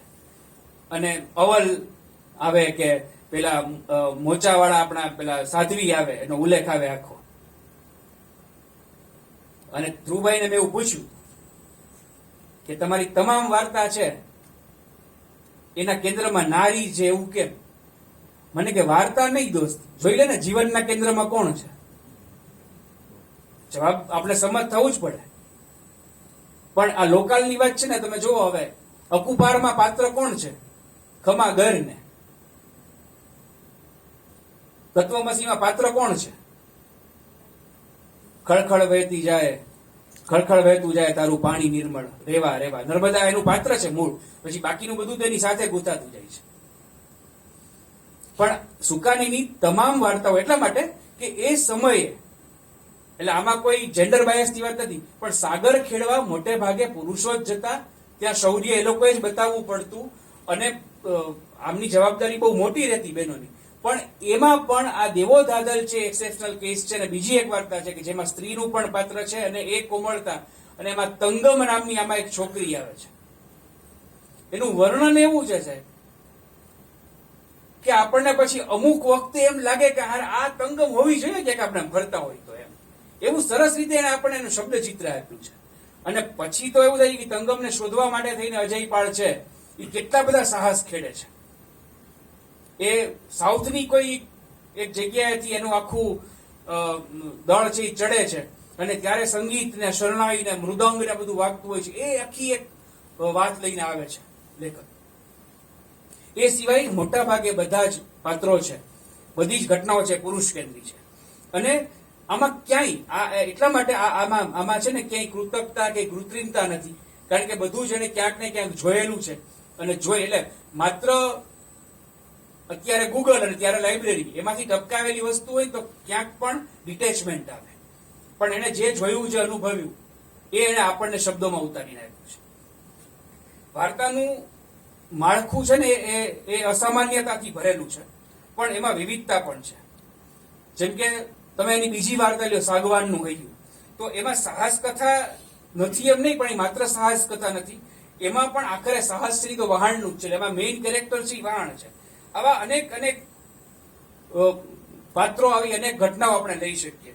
એની આખી વીર રસની કૃતિઓ તરીકે આપણે એને ગણાવી શકીએ એવી દેવોદાદલ અને એના વર્ણનો. મને એમ થાય નાગરિક બેંક દર મહિને આવો પ્રયોગ કરે છે એટલે આપણે એની ઉપર એવો બોજ ન નાખીએ પણ આ જેમ વાંચન પરબ થાય છે ને એમ આપણે આવી સારી સારી કૃતિઓ હોય ને એની 7-7 દિવસની કથા બેસાડવાની જરૂર છે. હવે સપ્તાહ દેવો દાદલ સપ્તાહ કારણ કે આવડું મોટું પુસ્તક અને એમાં એની આટલી બધી વાત એ કઈ આ 2 કલાકમાં 100 મિનિટમાં પૂરી ન થાય. મેં તમને શરૂઆતમાં કીધું હું પુસ્તકની અંદર જવાનો જ નથી. જો એકવાર હું તમને એટલે ગ્લિમ્સીસ આપીશ ત્યારે તમને એમ થશે કે આ થોડુંક વધારે હલાવો ને એમ જે બોલવું મને નહોતું થયું કે આ થોડુંક વધારે હલાવો પરિચય એમાં તમને એમ થશે કે હા તો કેવું છે કેવી મજા. પણ એટલું જ પ્રોમો તો એવડા જ હોય ને. પણ કોઈક એવો પ્રયોગ કરે કે એક જ કૃતિ ઉપર 5-7 દિવસ વાત થાય એના અલગ અલગ પાસા ઉપર. કોઈ એની પાત્ર સૃષ્ટિ ઉપર બોલે, કોઈ એના ભાષાકર્મ ઉપર બોલે તો સરસ કામ થઈ શકે. એટલે એના જે વર્ણનો છે ને સાહેબ નાનામાં નાની ઘટના દરિયા ઉપરથી એક વહાણ આમ ખાલી જાય લાંગરેલું વહાણ જાય અને દરિયામાં જાય એ એક બહુ સામાન્ય ઘટના ત્યારથી માંડી અને મોટામાં મોટી તોફાન આવે ત્યાં સુધીના એના વર્ણનો છે ને એમાં એક પ્રકારની અલગ આભા પ્રગટે છે. અને લેખકનું લક્ષ્ય એમાં સમુદ્રને જીવતો કરવાનું છે, વાચકને એનો અનુભવ કરાવવાનું અને વિગતો એની પોતપોતાની લાક્ષણિકતાથી આપવાનું એનું ધ્યેય છે. અને એટલે આ વાર્તામાં કોઈ પાત્ર નથી, કોઈ ઘટના છે ને એ નિર્જીવ કે નીરસ તમને મન નહીં લાગે. હા, 2-4 પ્રકરણો એવા છે કે આખી વાર્તા વાંચ્યા પછી આપણને એમ લાગે કે આ બે ન હોત ને તો આમાં કઈ બહુ ફેર ન પડે. પણ એ છે તો એ ચરબી વાળા તો નથી છે, એવું તો નથી કે બિનજરૂરી છે, પણ એને મૂળ વાર્તા સાથે કોઈ સંબંધ નથી. છતાં જે વાત છે કે દરિયામાં જતો એક માણસ, દરિયામાં જઈ રહેલો એક માણસ એમને એમ સફર પૂરી કરી, એવું નથી કે દરેક દરિયા ખેડૂ છે એને તોફાનનો સામનો કરવો જ પડે. અહીંયા આ સાહિત્ય કૃતિ છે માટે દરિયા કિનારે, દરિયાની મધ્યમાં અને બધે જ જે કંઈ પણ બને છે એ બધી વાત એને આવરી લેવાની કોશિશ કરી છે. આ પ્રકારે આખી વાત આગળ ચાલે છે અને એટલે આ સર્વાંગ સાગર કથા છે. દેવોદાધન એ સાગર કથાઓમાં પણ શિમોર સાગર કથાઓ છે એવું એક વાચક તરીકે નિવેદન કરવું હોય તો એમાં કઈ જ વાંધો નહીં. આ વાર્તાઓ દેવોદાધન હોય કે બીજી હોય એ મેં અગાઉ જે ઉલ્લેખો કરી હું ચૂક્યો, જે સંકેતોમાં આપ્યા એ રીતે માત્ર રંજનલક્ષી વાર્તાઓ નથી. આ બહુ મજા આવી ગઈ, ઓસમ સર તમે તો બહુ સરસ લખો છો, ફેસબુક ઉપર આમ લાઈક ને કોમેન્ટ્સ ને એવું આવતું જાય અને આપણે રણજીતરામ સુવર્ણચંદ્રક ઓલા બધા મળ્યા એ બધા વહેલા હતા, બાકી આપણે જ અધિકારી છીએ એવા આપણને પ્રતિભાવ મળતા હોય. આ એ પ્રકારની વાર્તા નથી. સાહસની સાથે વણાયેલા હિંમત, દ્રઢતા, જિંદાદિલી, આત્મવિશ્વાસ, આત્મબળ, સંકલ્પ શક્તિ જેવા ગુણ આ વાર્તામાંથી પ્રગટે છે. અને દેવોદાધન ભાષાકરમાં ક્યાં ક્યાં માણસના સંકેતો જાય છે થોડીક ઝલક પાને પાને આવું મળશે તમને. એટલે મારી ભલામણ છે, હું કોઈ દિવસ કોઈને સલાહ તો આપતો નથી, પણ મારી તમને વિનંતી છે, ભલામણ છે કે દેવોદાધન વાંચજો. શરૂઆત જ થાય છે એટલે સિચ્યુએશન એવી છે, હું તમને કહું કે આ ઝારાનું યુદ્ધ થયું છે અને એક મોગલ સુબો એ કચ્છના જાડેજા વંશના જે સૈનિકો હોય છે એટલે એના રાજવીઓના સૈનિકોને એનો સંહાર કરી અને આગળ વધતો હોય છે. એ લોકોના બે ઇન્ટરેસ્ટ હોય છે, એક તો કોટેશ્વર એટલે આપણું તીર્થ અને બીજું કોટેશ્વર એટલે ધીકતું બંદર, એને ભાંગવું એને તોડી નાખવું. અને અહીંયા કોટેશ્વરની આસપાસના લોકો મૂંઝાયેલા હોય છે કે ભાઈ આપણે યુદ્ધ ક્યાંથી કરી શકીએ. એકમાત્ર આશા છે, કોણ? તો કે આપણો દેવલો. હવે દેવરાજ તો આમ ગયો છે દુબઈ બાજુ, આમ ગયો છે આ બાજુ, 2 મહિનાથી ફરે છે, પણ એ હવે આવવો જોઈએ. અને જો આવે તો એનું વહાણ છે એ માંડવી નાંગર છે, તો આપણે એને એમ કયો કે એ કોટેશ્વર આવે અને બાજી સંભાળે. પછીની યુદ્ધની ઘટના છે ને તો તમને બાહુબલી યાદ અપાવ્યો, બાહુબલી 2 તમને ખબર હોય તો એમાં એમ નાળિયેરીઓ હોય છે, નાળિયેરીઓને આમ કરી અને પછી આમ આમ સ્પ્રિંગની જેમ ઉછાળેલા ઓલા બધા 8-10 સૈનિકો છે ને એ સીધા સીધા ઓલા અંદર મહેલમાં પડે. ત્યારે આપણને કંઈક આવા ગપ્પા હોય છે. આમાં બહુ સરસ મજાની એક સિચ્યુએશન છે. ઝાડ ઉપર આપણા બધા સૈનિકો છે ને એ બેસી ગયા છે અને આ કલ્હોરાઓ એટલે જે મોગલ સુબાના જે સૈનિકો હોય છે એ પેલી ખુલ્લી તલવારો સાથે ગોતવા પડે છે અને પક્ષીઓને નાખવાની ઝાડ હોય ને એ સીધા સીધી એ લોકોની અંદર નાખીને ઝાડ સહિત એને ઝાડ ઉપર ખેંચી લે છે અને પછી ત્યાં જ એનું કામ તમામ કરી નાખે છે. એટલે વોર સ્કિલ એ વખતની વોર સ્કિલ શું છે એનો પણ આ માણસ જાણકાર. એટલે દેવરાજની રાહ જોવાઈ રહી છે કે દેવરાજ આવે તો કંઈક કામ થાય. અને બીજી તરફ ઓલાના સૈન્યો દળકટક આવી રહ્યા હોય છે અને એમાં આ કોટેશ્વરના દરિયા કિનારે, હવે જો આ પાછી એક બહુ મહત્વની મને કનેક્ટ કરવાની ઘટના છે. કોટેશ્વરના દરિયા કિનારે બધા લોકો રાહ જોઈને ઉભા હોય છે અને એમાં દરિયાની ઉપર ધુમ્મસનું આવરણ છવાઈ જાય છે. કોટેશ્વરના દરિયા કિનારે રાત્રે 1 વાગ્યે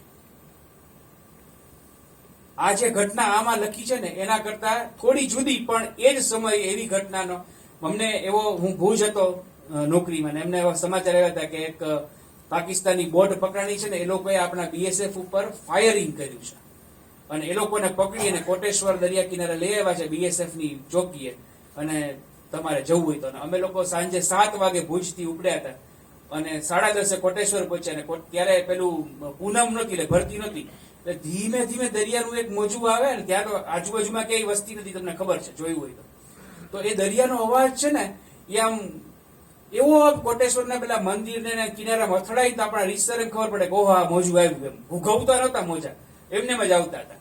અને કાળી રાત્રિ એકાદું ટમટમ્યું પેલું કોઈ દૂર કોઈ વાહન કે એવું સફર કર્યું. લોકો એવું કે છે કે કોટેશ્વરે ઉભા રહીએ તો કરાચીની લાઈટો દેખાય છે. વાત ખોટી છે. એ લાઈટ દેખાતી હોય ને દરિયામાં ફરતા વાહનોની હોય, કોઈ કરાચીની લાઈટ નથી દેખાતી. ત્યાં લાઈટ જ નહીં હોય. એમ રાત્રે વીજ કાપ હોતો હોય છે. આપણે એવું જ બોલવું ને, એમ શું કામ સારું બોલીએ. પણ તો આ લોકો ઉભા હોય છે કે ભાઈ હમણાં અજયપાળ આવે, અને અજયપાળનું જહાજ, એનું વહાણ, એનું નામ સાહેબ અદભુત. તમે જુઓ, એનું નામ રાવળનાથ છે. આ બધા ખારાઓ ઉભા છે અને એમ કે છે કે અજય, એમ કે જો આપણો શું કહેવાય દેવો આપણો નહીં આવે તો આજે આ લોકો આપણને પતાવી દેશે. અને એમ કે છે કે ના હવે ક્યાંથી હવે આ બધું ધુમ્મસ છે, એમાં તો મુસાફરી ન થાય. હવે સાહેબ આની વર્ણન શક્તિ જો આ 3 લીટીમાં એ કેવડી વાત કરે છે. દરિયાના માનવીઓની નજર એવી તો તીખી હોય છે કે કાળી ચૌદસની રાત્રે અંધારી કોતરમાં પાડા આડે સીડીનો દીકરો બેઠો હોય તોય ખોડી દે.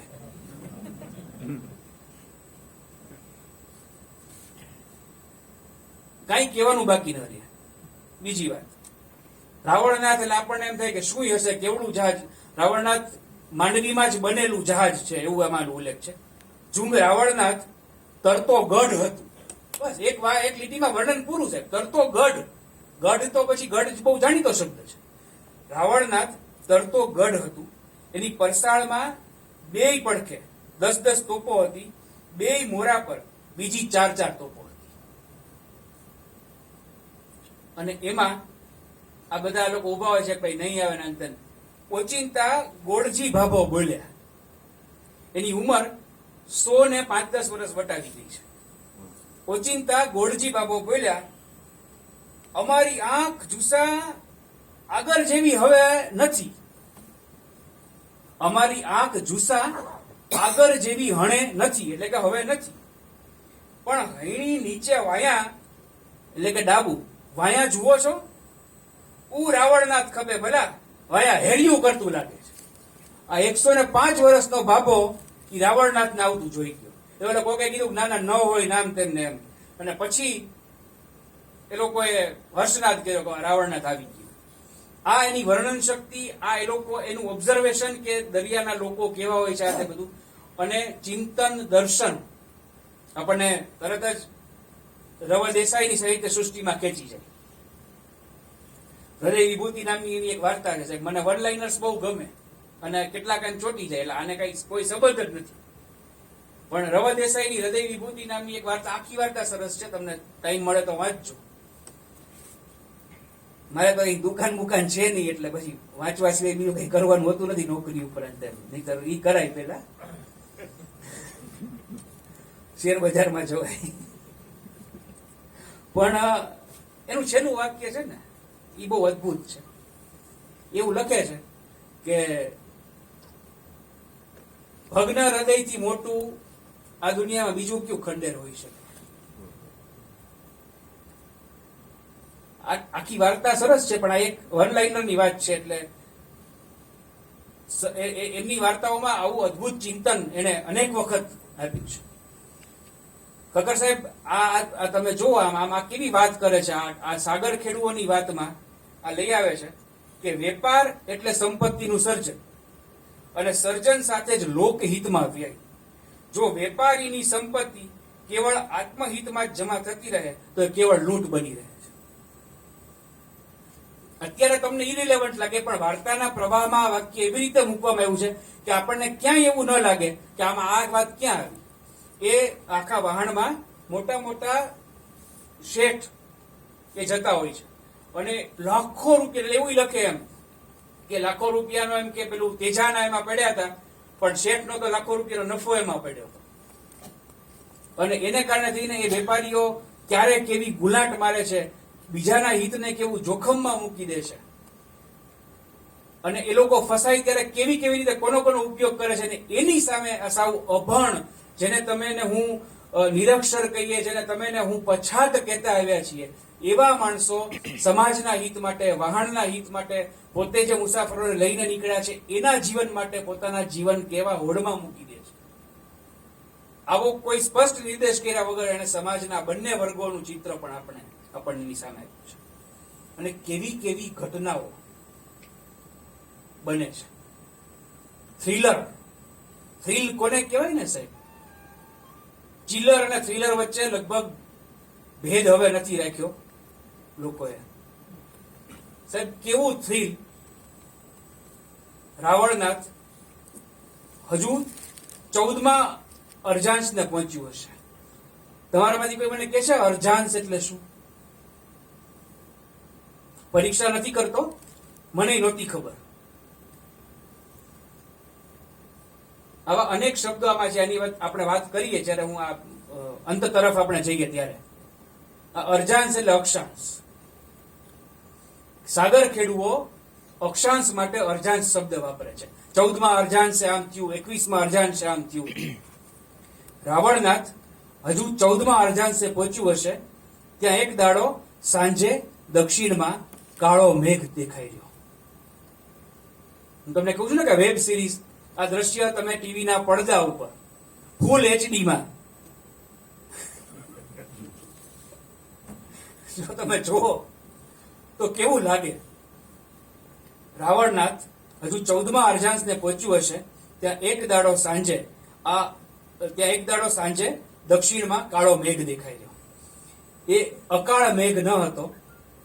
હવે લગભગ ભાદરવો ઉતરવા આવ્યો હતો અને વરસાદની મોસમ તો પૂરી થઈ હતી, પણ આ ભાગમાં હજુ બીજી આખર આવવાની બાકી હતી.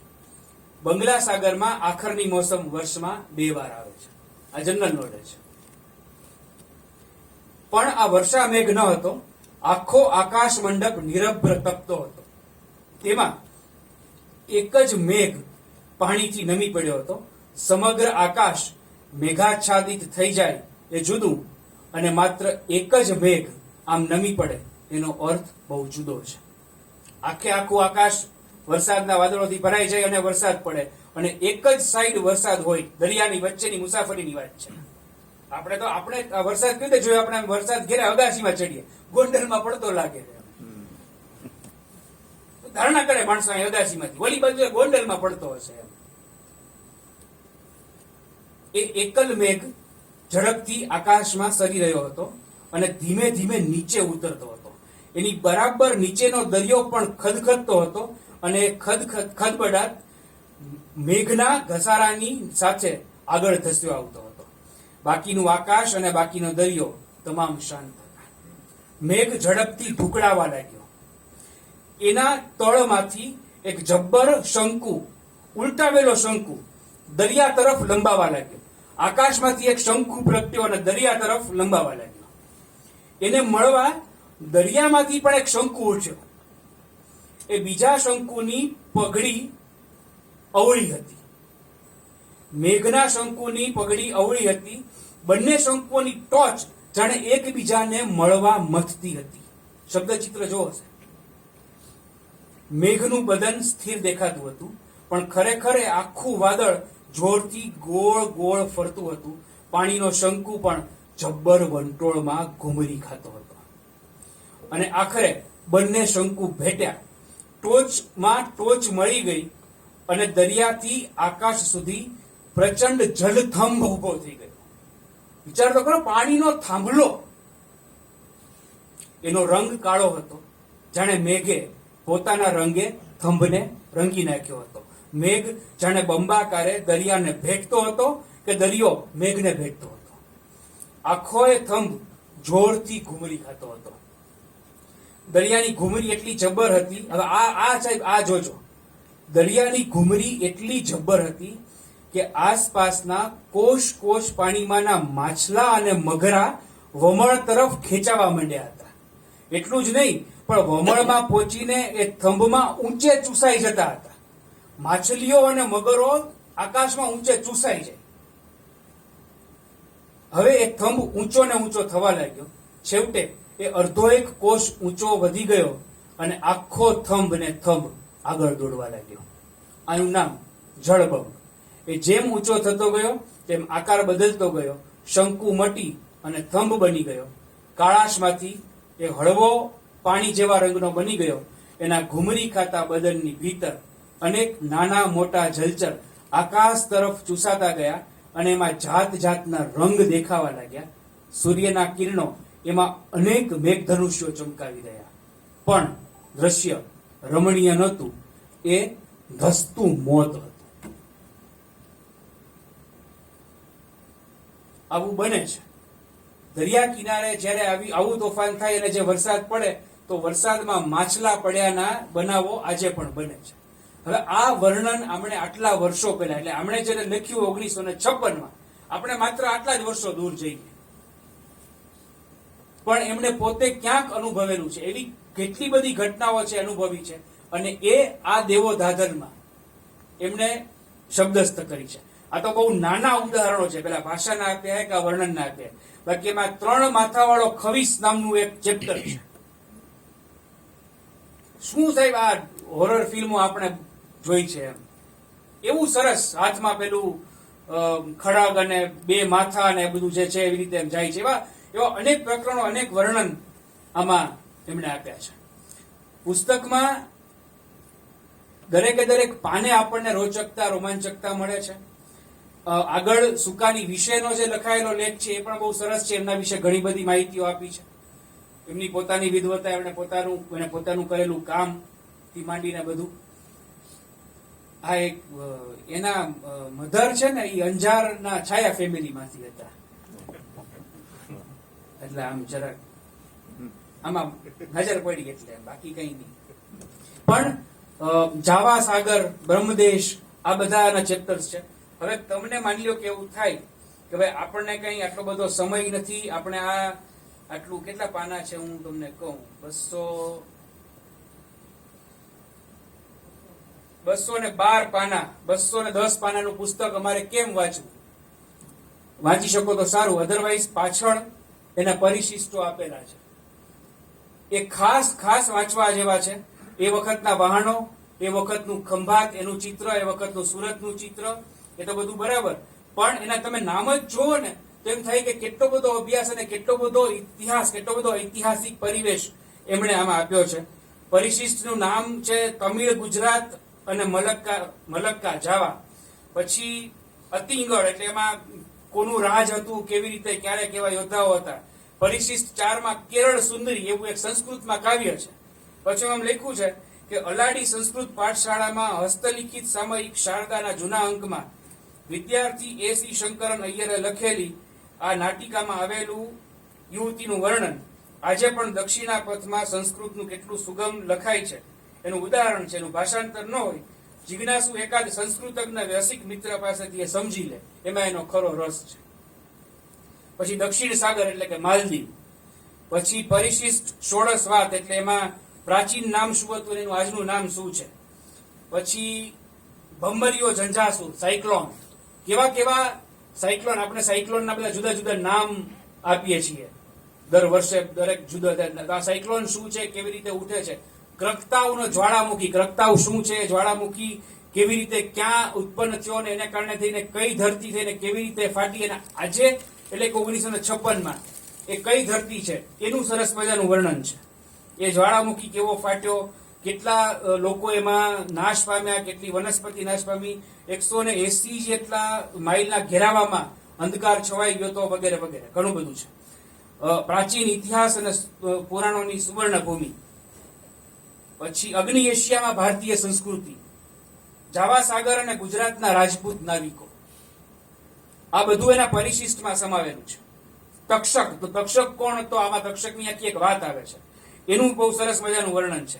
આવા 12 પરિશિષ્ટો છે, અને 15. છેલ્લે બહુ ઓછી નવલકથાઓમાં આવું બન્યું હોય. વાર્તાઓ, નવલકથાઓ આના કરતા પણ સારી તમને ને મને લાગે એવી બની હશે.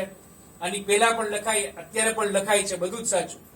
બહુ જ ઓછી વાર્તાઓમાં એવું બન્યું હોય કે એના પારિભાષિક શબ્દો પાછળ આપ્યા હોય. કારણ કે આમાં એવા શબ્દો આવે છે કે જેના માટે આપણે કદાચ કોઈ કોષ ખોલીએ ને તો પણ એ શબ્દનો આપણને અર્થ મળે કે કેમ એ પ્રશ્નાર્થ છે. અને આપણા કચ્છના સાગર શાસ્ત્રના નિષ્ણાત જે બહુ સરસ મજાના લેખો લખે છે, સાગર કથાઓ પણ એમણે લખી છે. તમે લોકોએ ગયા વર્ષે આવેલું અદિતિબેનનું એક નાટક હતું સમુદ્ર મંથન, દેવકીબેન એમાં મુખ્ય ભૂમિકામાં હતા. અને એ નાટક જો સમુદ્ર મંથન તમે જોયું હોય તો સમુદ્ર મંથન નાટક હસમુખ અબોટી ચંદન એના એક લેખ ઉપરથી સર્જાયેલું નાટક છે. એ કચ્છમાં છે, માંડવીમાં વસે છે.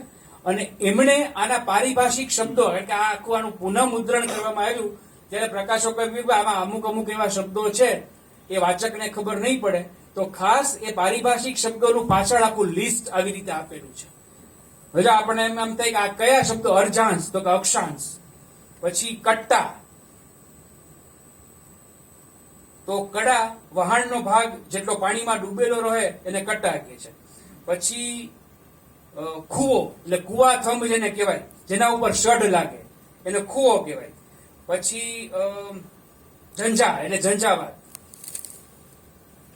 પછી પઠાણ એટલે આપણી ઉઘરાણી વાળા નહીં, વહાણની કરોડરજ્જુ જે આડા બિંબ પર વહાણ બને છે અને એનું લાંબુ લંબઘન લાકડું એ આ પઠાણ કહેવાય છે. પછી પીરાહુ એટલે નાના ઓડકા. પછી વાંઢાર એટલે આરામ કરવાની જગ્યા. શિરાટો એટલે શું ઘીમાં બનતું હશે, રવાનો ઘઉંનો, તરત એમ શીરો શબ્દ આવે એટલે આપણને એમ થાય એ પાછું 8 ને 10 હોય. શિરાટો એટલે વહાણ ચાલે ત્યારે પાછળ જે ઘુમરી ખાતું પાણી ચીરો પાડે તે. આવા અનેક શબ્દો, પારિભાષિક શબ્દો, અને એનો અર્થ પણ આમાં આપેલો છે. એટલે આ પહેલી લીટીથી આ છેલ્લા શબ્દ સુધી એક અક્ષુર્ણ કહી શકાય એવી સાગર કથા છે, એવી ગાથા છે.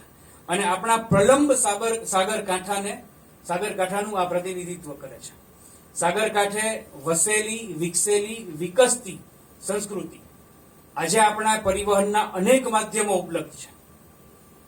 આજે એટલે છેલ્લા 60-70 વર્ષથી. પણ જે દિવસે એન્જિન વાળા આ સ્ટીમર્સ કે આ બોટ્સ કે એવું નહોતું ત્યારે પણ જે બધું થતું એ સમયથી લઈ અને આજ સુધીની એમાં વાત છે.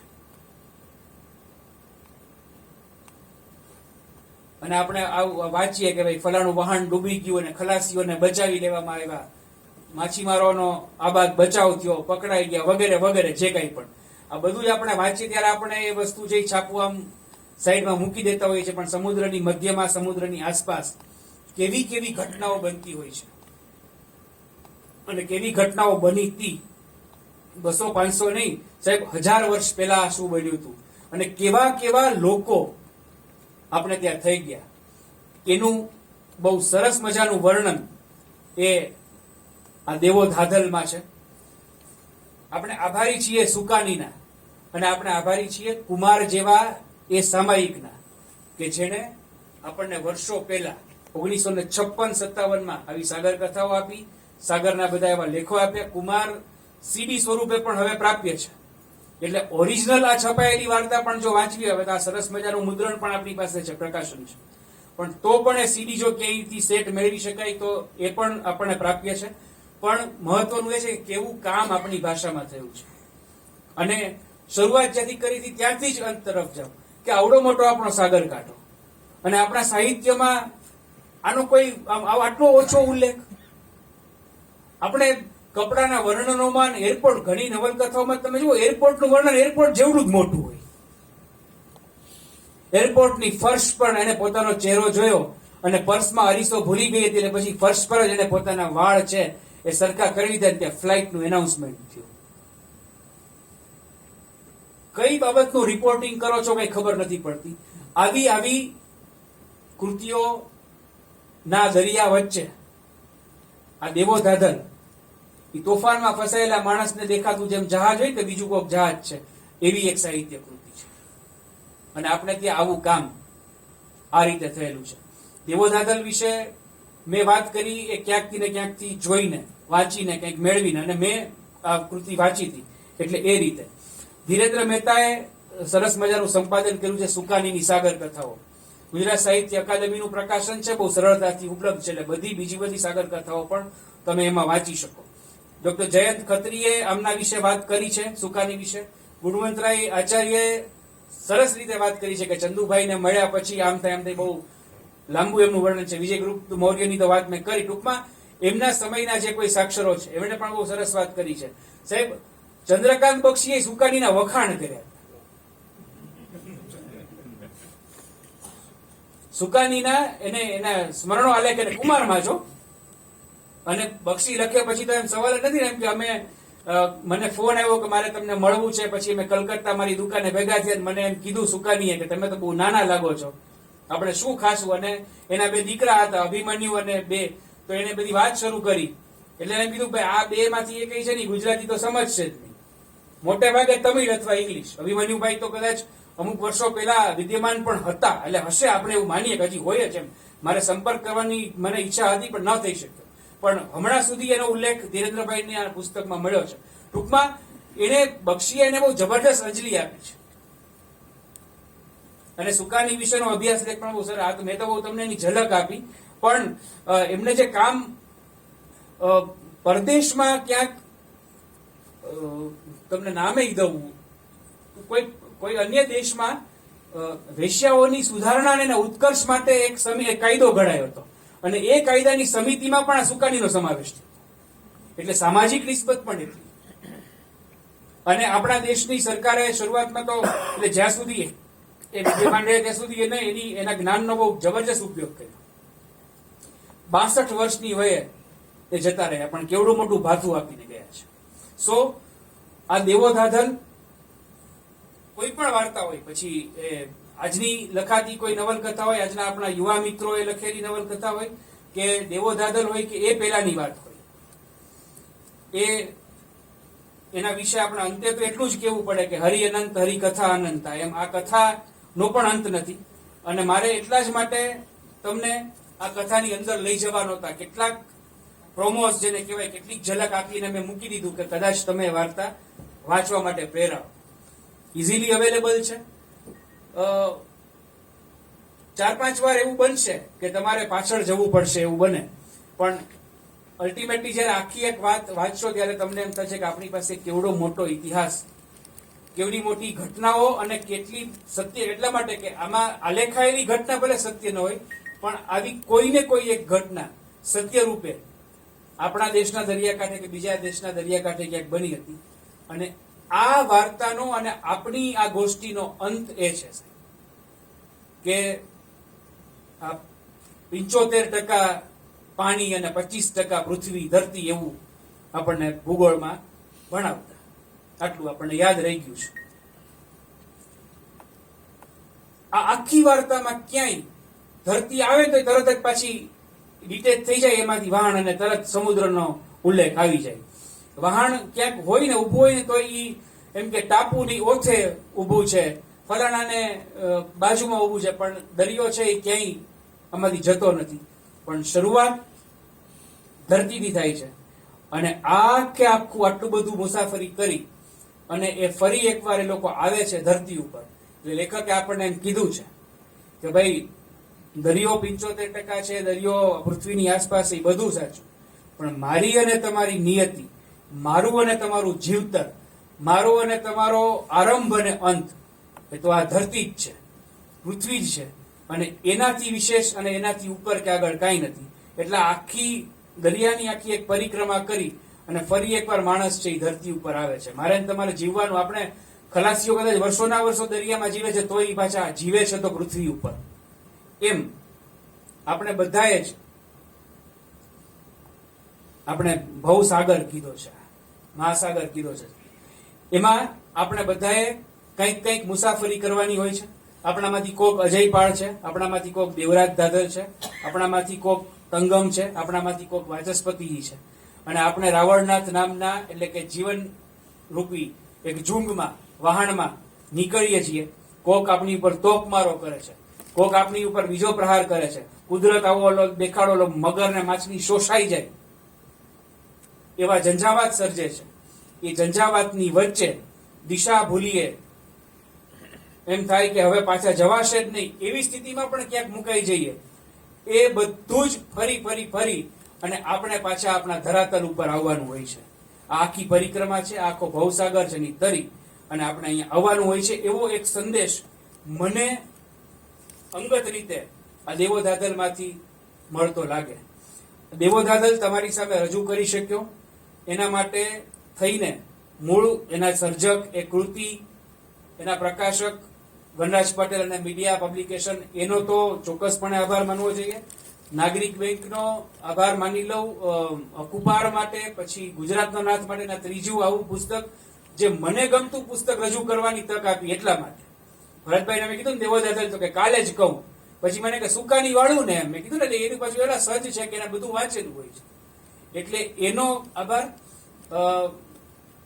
જે પુસ્તકની મેં વાત કરી અને ઉપરાંતના સાગર કથાઓના પુસ્તકો યુજીસી HRDC સેન્ટર રાજકોટની લાઇબ્રેરીમાંથી મને મળ્યા, એનો આભાર. જુનાગઢ મારા વડીલ મિત્ર સ્નેહી ડોક્ટર ઉર્વિશ વસાવડા, એને મને માર્ગદર્શન આપ્યું. અને આપ સૌ, કોકના ઘરે મહેમાન આવ્યા છે, કોકને 10 વાગ્યા પહેલા બધાય નામ તો આપણે ઘરે પહોંચવાનું છે, આ બધા જ લોકો પોતપોતાની વ્યસ્તતામાંથી કોરોનાનો ડર ભૂલી અને આ સાગર સફર કરવા આવ્યા, એના માટે આપ સૌનો પણ આભાર. Thank you. ज्वलन चाय ऑफिशियल की रेगुलर वीडियो अपडेट्स के लिए सब्सक्राइब करें इस चैनल को और हाँ, बेल आइकन दबाना मत भूलना.